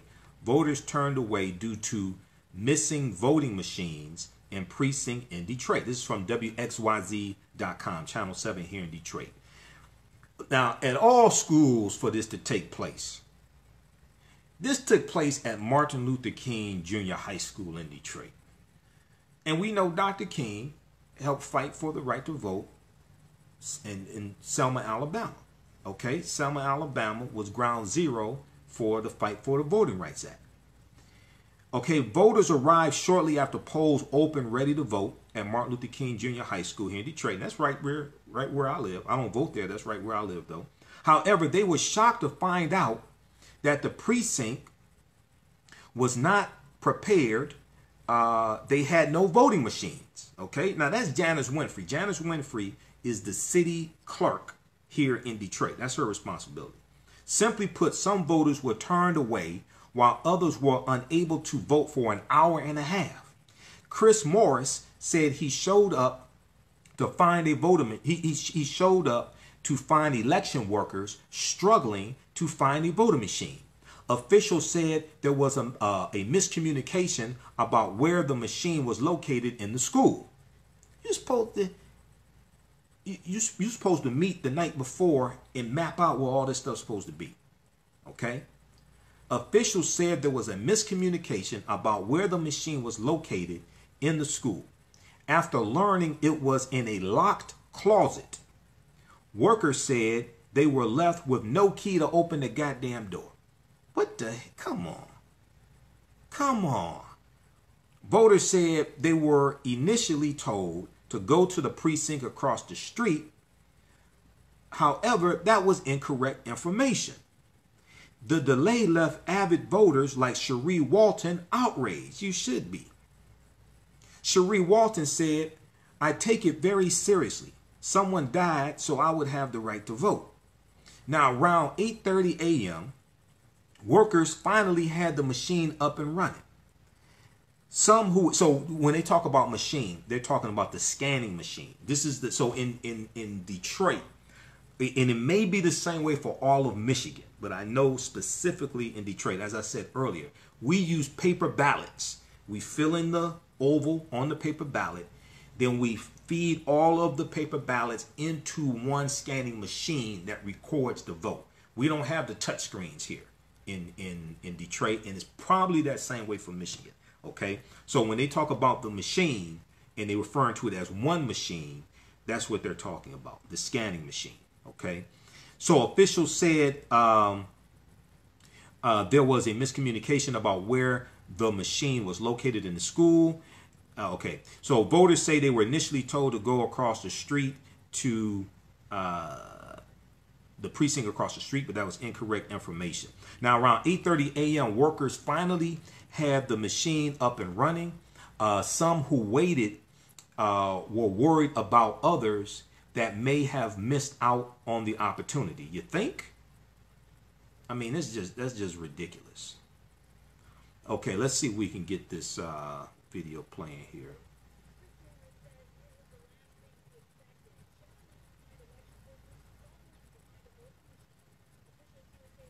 Just a second here. We'll get this video playing and turn it up some here for you.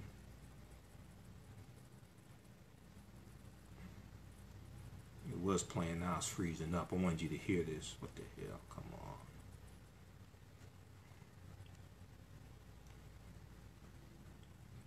All right, we'll get this playing here.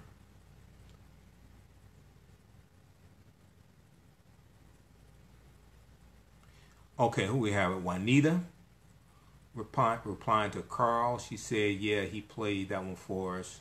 Marie said, wow, yeah, this is going on in Detroit. Okay, so they got it up and running, but I mean that's just inexcusable. I mean, it's not, you know, it sounds like they have Barney Fife there like running this. You don't know where the scanning machine was supposed to go, and then the closet that the scanning machine is locked in, nobody has the key to it. That doesn't make any sense.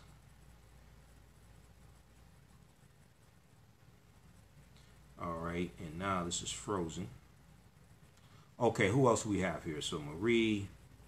Okay, so 8 p.m. 8 p.m. Eastern Standard Time to 1 a.m. Roland Martin is doing his show, an extended version of his show, Roland Martin Unfiltered, his daily digital show. And they're doing election results and election coverage. You're not going to see anything like this on MSNBC, CNN, ABC. Sure as hell won't see anything like this on Fox, because it's a majority all African-American panel of experts. And you're going to get up-to-the-minute results on elections all across the country. So, you know, we show it here on our Facebook fan page, The African History Network. We show his shows. He's normally on 6 p.m. to 7 p.m. Monday through Friday. This is his new daily digital show. Follow him on Facebook, Roland Martin on Facebook, Roland Martin on YouTube. But we broadcast it here on our Facebook fan page, The African History Network. Okay. Let's look at some of your comments. Go ahead and post your comments. We'll get to some of your comments here. Most of those election judges are old. My dad is one, Tawana said. Okay. Well, we need some younger, we need some other people to become election judges. Maria said they knew what they were doing. It was no mistake. Now, here in Detroit, I don't know if they did that on purpose, but they're like the Keystone Cops. Okay, just bumbling and fumbling. That just makes no sense whatsoever. Okay. But once again, the city clerk here in Detroit is Janice Winfrey. Okay, so Juanita D said, with all these shenanigans, how can I justify telling my young people that they are wrong for not voting? Okay, so here's the question I would ask them. Okay, if your vote didn't matter, why are people working so hard to suppress your vote? I said, why would you help? Why would you participate in your own dehumanization? Why would you help those who are trying to disenfranchise you? Why would you help those who are trying to keep you from voting? If your vote didn't matter, why are they working so hard to keep you from voting? Politics is the legal distribution of scarce wealth, power, and resources, and the writing of laws, statutes, ordinances, amendments, and treaties. Okay? Every aspect of your life is impacted, is governed by politics and laws. What issues are important to them? They want criminal justice reform. They want affordable education. They want affordable health care. They want affordable college. All this deals with politics. All this deals with laws. All this deals with legislation.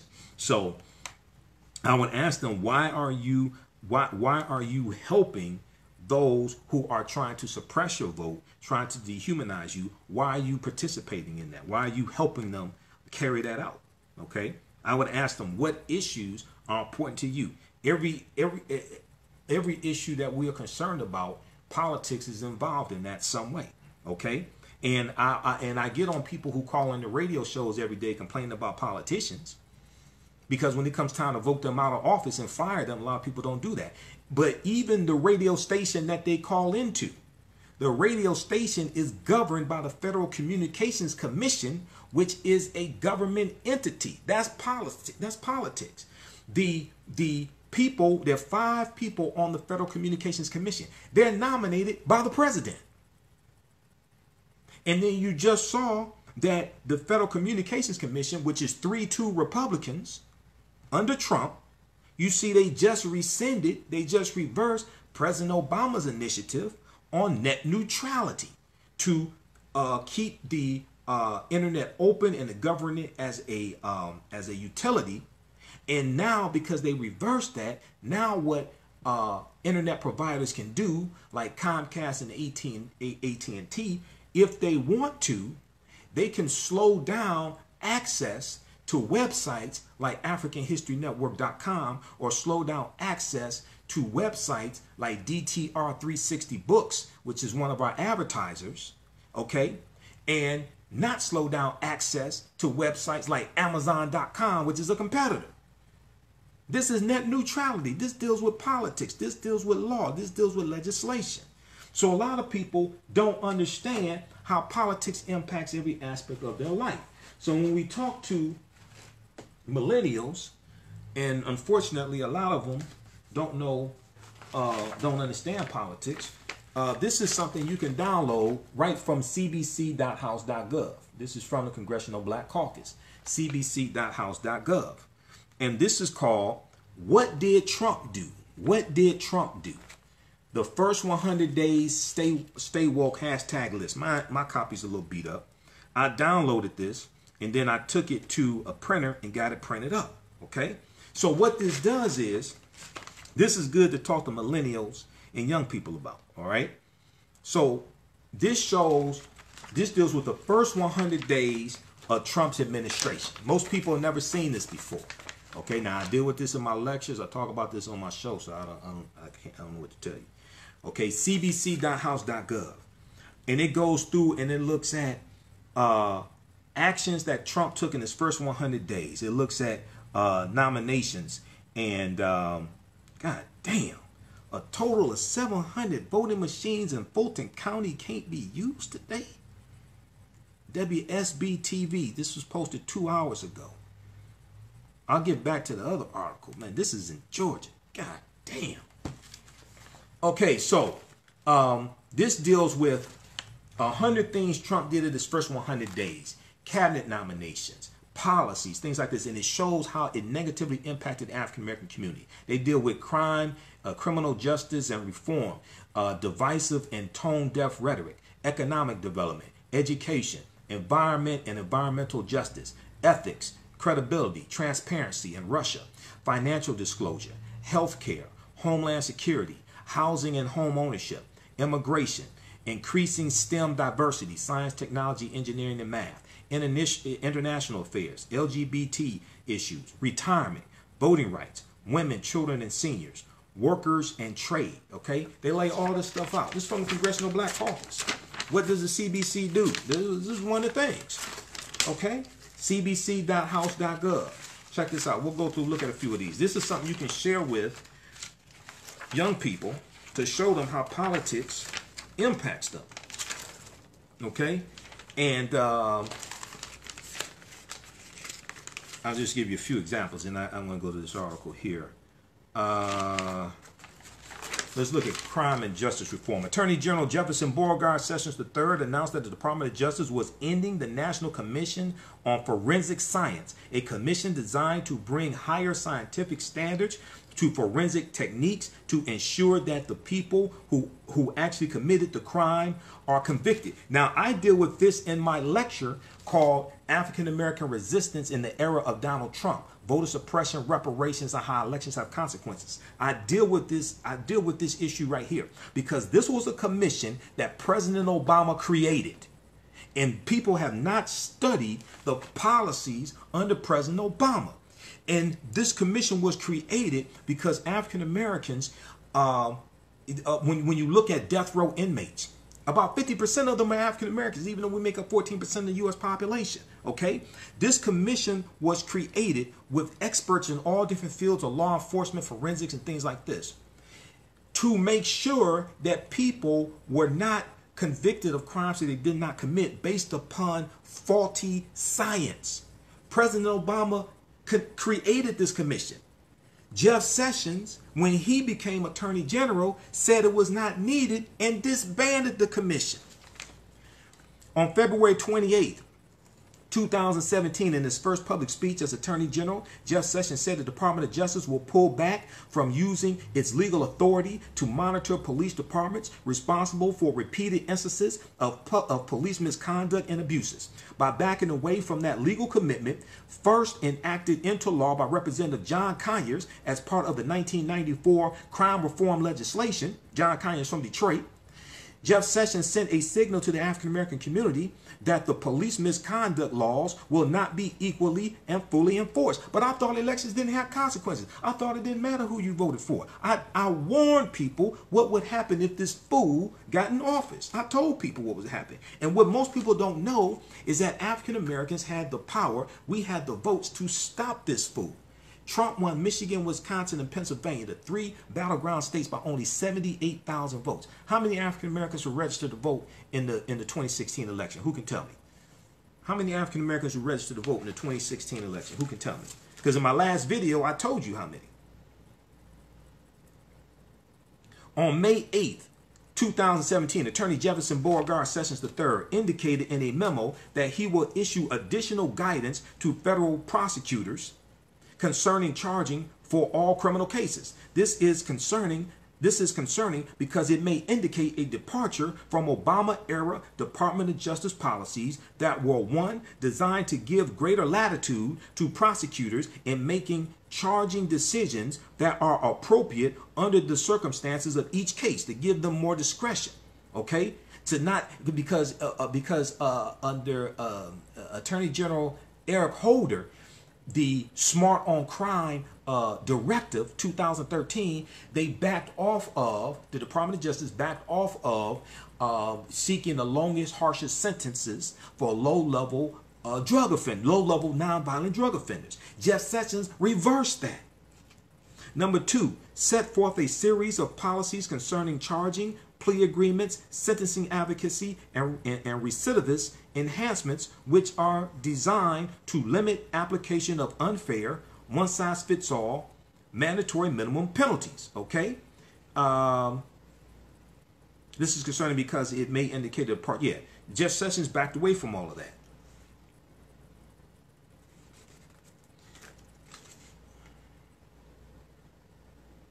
Now this is important. I talked about in the previous one, who can tell me how many African Americans were registered to vote in the 2016 election? Nobody? I just talked about this. Who saw my last broadcast a couple of days ago? I just talked about this. It was 16.4 million. It was 16.4 million. 59.6% voted. It was a 7 percentage point drop over the 2012 election. There was 760,000 fewer African Americans registered to vote in 2016 than were registered to vote in 2012. And it was a 7 percentage point drop in the percentage of African Americans that voted. In Michigan, Wisconsin, and Pennsylvania, if African Americans had voted at the same level in 2016 that we voted in 2012, Trump would not be president right now, because he won those 3 states by a combined 78,000 votes, and he got the electoral college votes associated with those states, 16 here in Michigan, and that got him the needed 270. So the people who told you our vote doesn't matter because we're only 13% or 14% of the population, they did not know what they were talking about. And I'll challenge any of them on this. They did not know what they were talking about. And if you ask them how many of us were registered to vote in the 2016 election, how many of us actually voted? It's about 9.5 million, 9.6 million who voted. They cannot tell you this. They do not know what they were talking about. But Republicans understood this. So they implemented, 14 new states had new voter ID laws. We saw Chris Kobach, Secretary of State from Kansas, implementing the cross-check system, which knocked 1.1 million people off the voter rolls. It knocked 54,000 people off the voter rolls here in Michigan. Trump won Michigan by 10,704 votes. He won by 0.2 of a percentage point. 54,000 people were knocked off the voter rolls because of the cross-checking system. And you had this fool on MSNBC, Professor Eddie Fraud. His last name is Glaud. I call him Professor Eddie Fraud. He was telling people, he was on MSNBC telling people, don't vote for president. He said, vote for everything else on the ballot. Don't vote for president.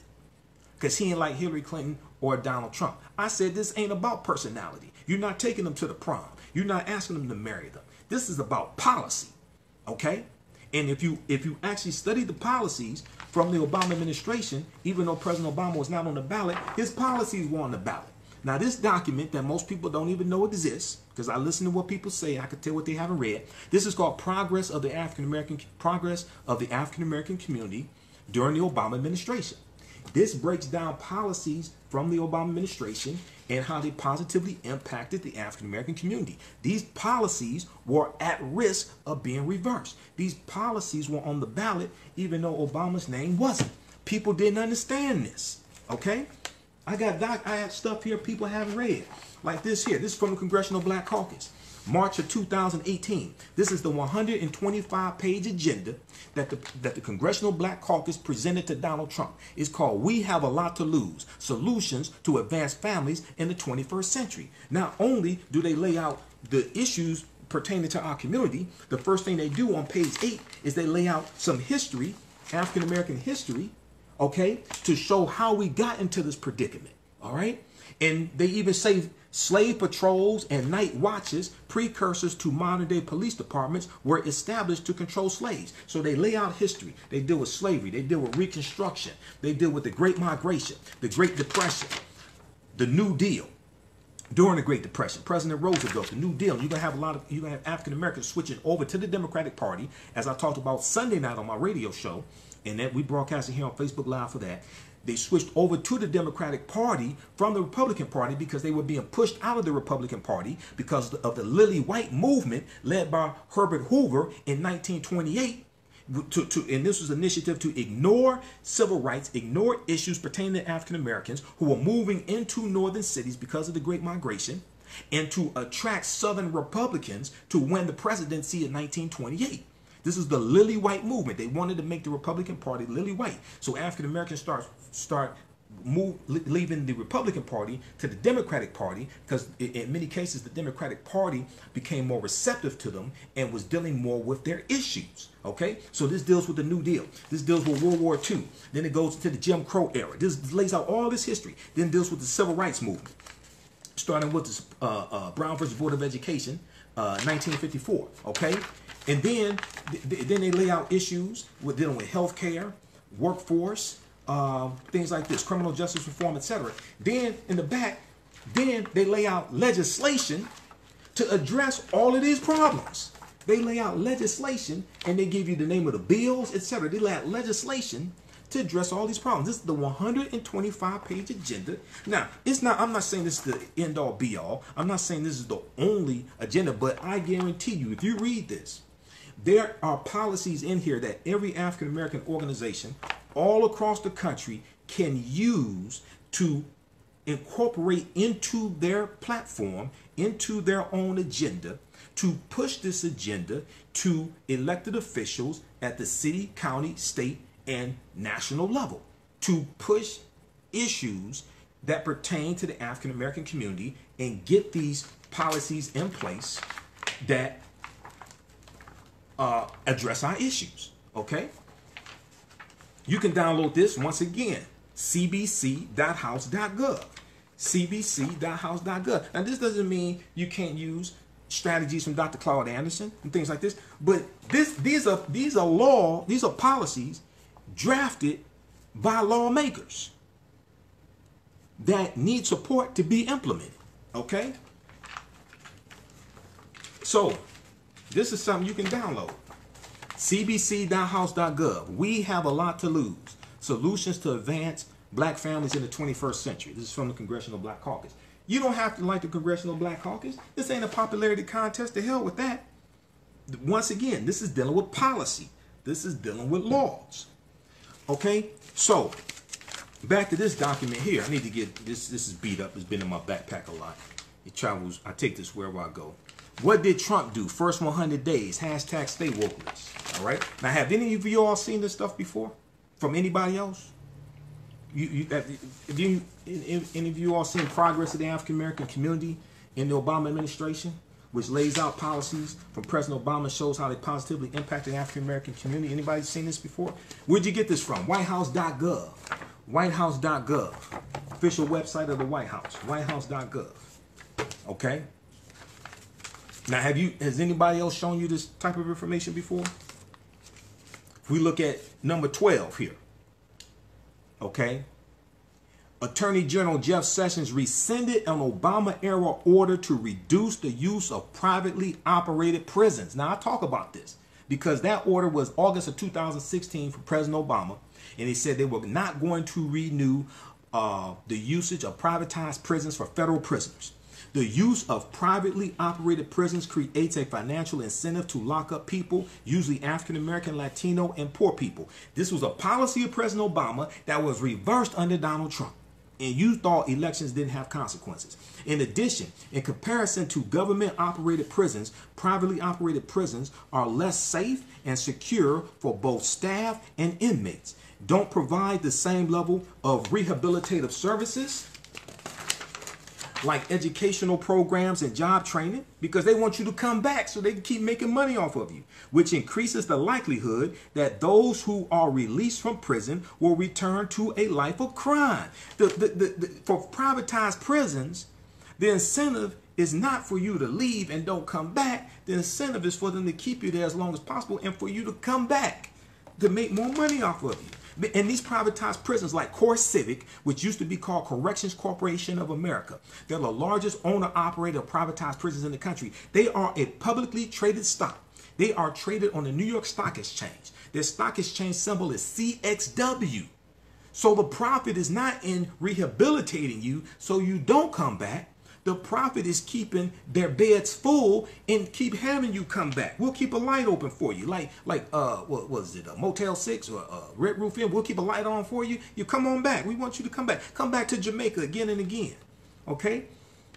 Finally, although privately operated prisons are said to be most cost-effective, more cost-effective than government-operated prisons, they are not. And this is true. They are not. Wackenhut is called Geo Group. Geo Group used to be Wackenhut. Okay? Now, see, what a lot of people don't talk about is that Core Civic and Geo Group, they have the contracts to house the immigrants in detention centers who were coming to the Mexican border this past summer. Okay? Let's look at this article. Wall Street Journal. WSJ.com. Wall Street Journal. Trump's immigrant detention plans benefit private prison operators. See, people are not connecting the dots. All right? This is from July 2nd, 2018. The Trump administration's new push for more federal detention facilities for immigrants awaiting asylum hearings or deportation has brightened the outlook for the country's two largest private prison operators. People are not connecting the dots on this. Tennessee-based Core Civic Inc.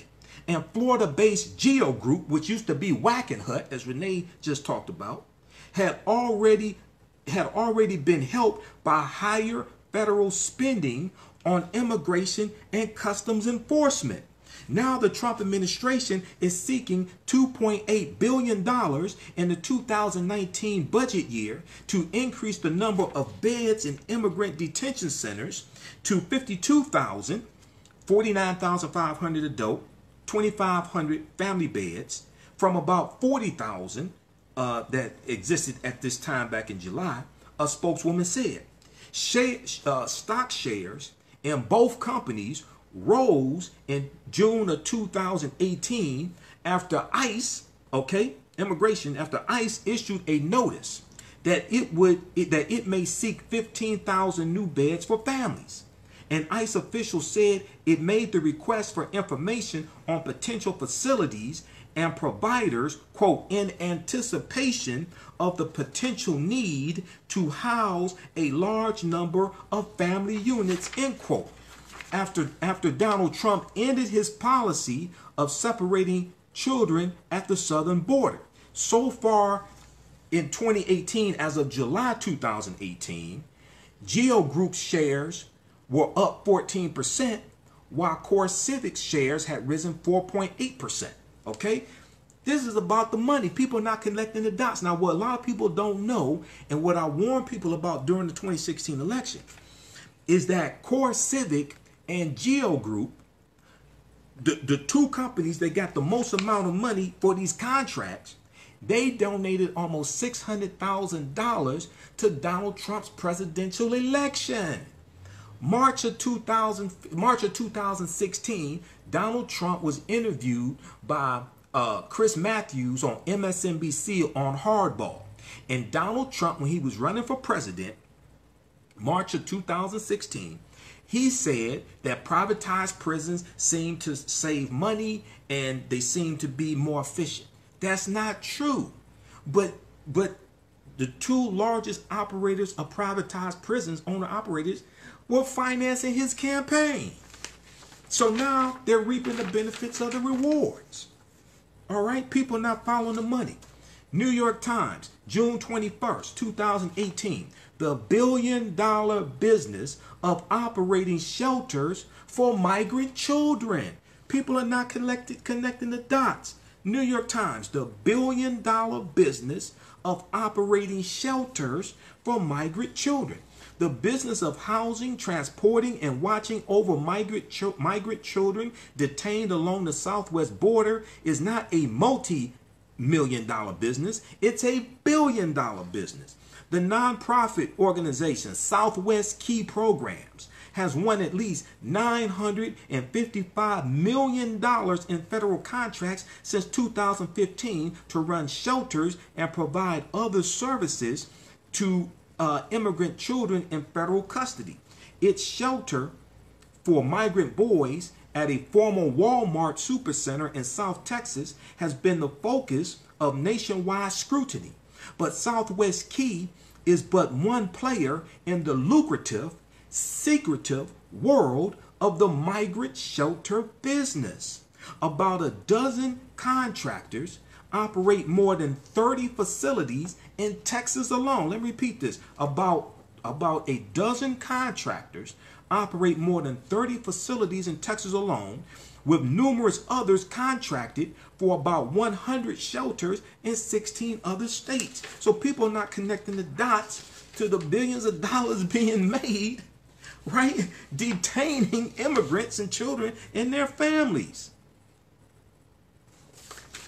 You got to follow the money on this. And Trump is trying to criminalize them. A lot of these people are seeking international political asylum, like the ones in the caravan coming from Central America.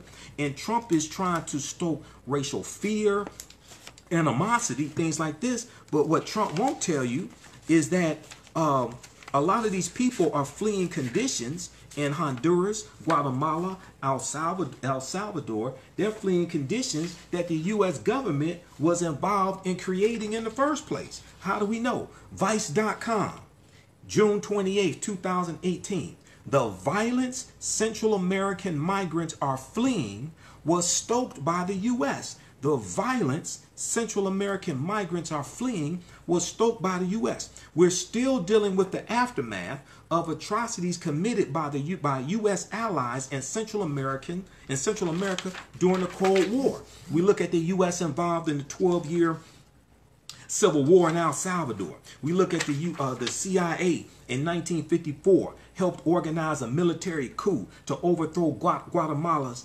democratically elected government and continue to train the Guatemalan military well into the 1970s. We look at the U.S. involved in Nicaragua, El Salvador, and Honduras. We see in the late 1970s, the Nicaraguan resistance group called the Sandinistas overthrew the country's dictatorship that had been in power for over 40 years. The U.S. opposed the revolution. The U.S. opposed the revolution. The U.S. backed the dictatorship and later supported the rebel group known as the Contras. In El Salvador, the U.S. gave billions of dollars to the government to fight against the socialist FMLN organization, Farabundo Martí National Liberation, and used Honduras as a base to hold military exercises. So when you read this article and other articles like it, you see that the U.S. policies for the last 50 years in Central America helped to create the horrific conditions that these people are fleeing from, and they're seeking international political asylum. International political asylum is not, they're not illegals. They're not undocumented immigrants.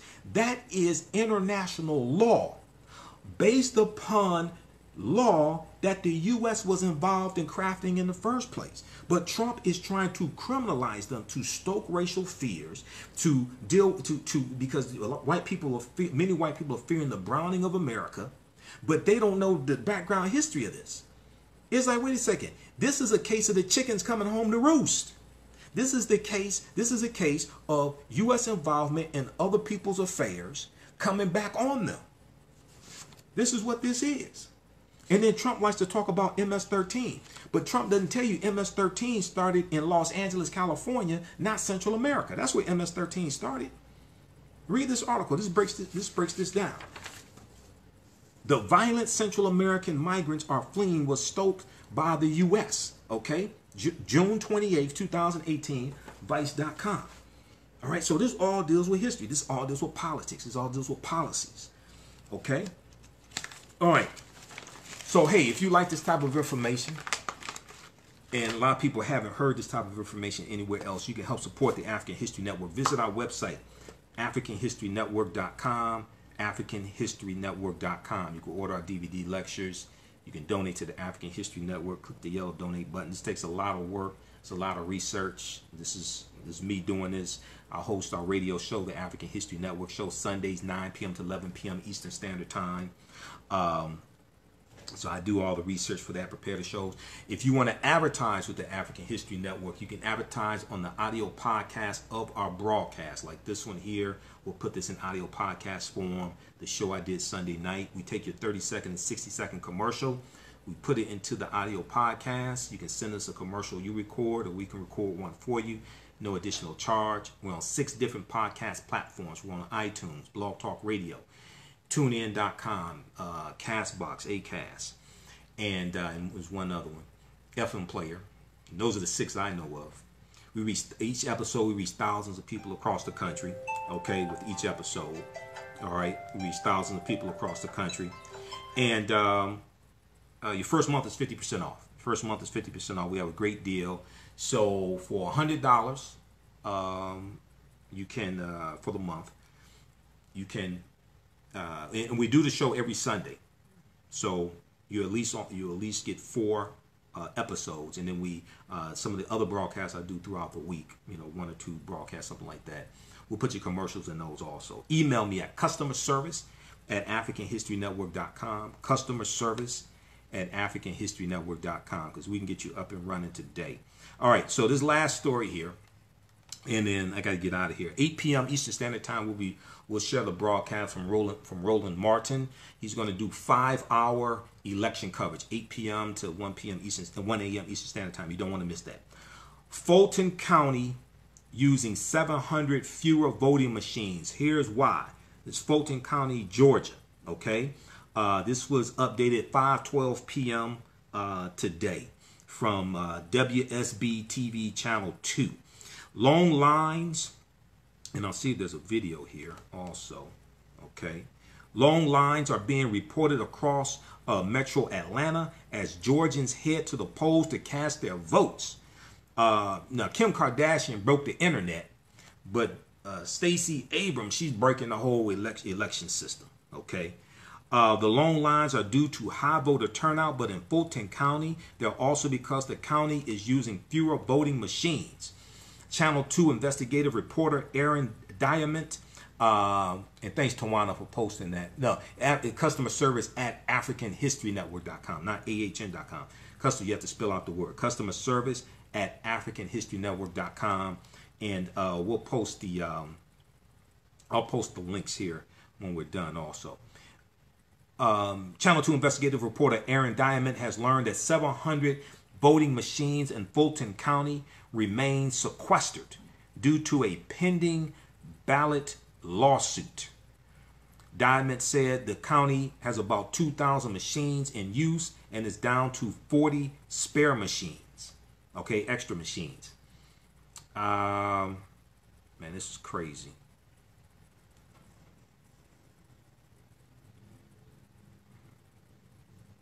I was trying to see if they have a video here. That's crazy. Man, 700 fewer machines. So when you go vote, if you haven't voted yet, when you go vote, just be prepared to stand in line. Just be prepared to wait. But this is extremely important. Customer service at AfricanHistoryNetwork.com. Okay, thanks, Tawana. Okay, so look, everybody. Hey, follow us here on our Facebook fan page, The African History Network. The African History Network. And then also follow us on our YouTube channel, Michael Imhotep, Imhotep, on YouTube as well. And let's see, this last story here from WSB TV. Georgia gubernatorial candidate Brian Kemp was among those who had a voting issue today. When he tried to vote, his voter card said invalid. Now that's poetic justice right there. His voter card said invalid, reports Channel 2 Action News, Dave Huddleston. Okay, that's because he's invalid. Okay, that's because, see, God don't like ugly. That's a sign right there. That's poetic justice. Okay. That's poetic justice. Let's look at this last article here from WSB TV. Polls closed across Metro, but hours extended at Gwinnett precincts. Okay. And we're covering every angle. All right, let's see. Voters in 51 local counties casted their ballots. In Georgia, I wanted to get to the story. So WSB TV, they have like minute by minute updates. Okay, Channel 2's Dave Huddleston was with Republican gubernatorial candidate Brian Kemp, who's also the Secretary of State, casting his ballot Tuesday. Channel 2 Action News was with Democratic gubernatorial candidate Stacey Abrams when she casted her vote during the early voting period. I wanted to see if they talked about, okay, when Kemp first tried to vote, his voter card said invalid, according to Huddleston. However, the Republican gubernatorial candidate was eventually able to vote. All right. He had a voting issue. Let's see here. For to play this. Oh, that's just a gift. Okay. Yeah, the reason why is because God doesn't like ugly. That's why. That's what happened with that. That's a sign. All right. That's a sign right there. That's poetic justice. Let's see. Okay, who we have? Juanita. Or it was fixed that he was, so he could say me too. No, I don't think that was it. That points the finger at him. He's the Secretary of State.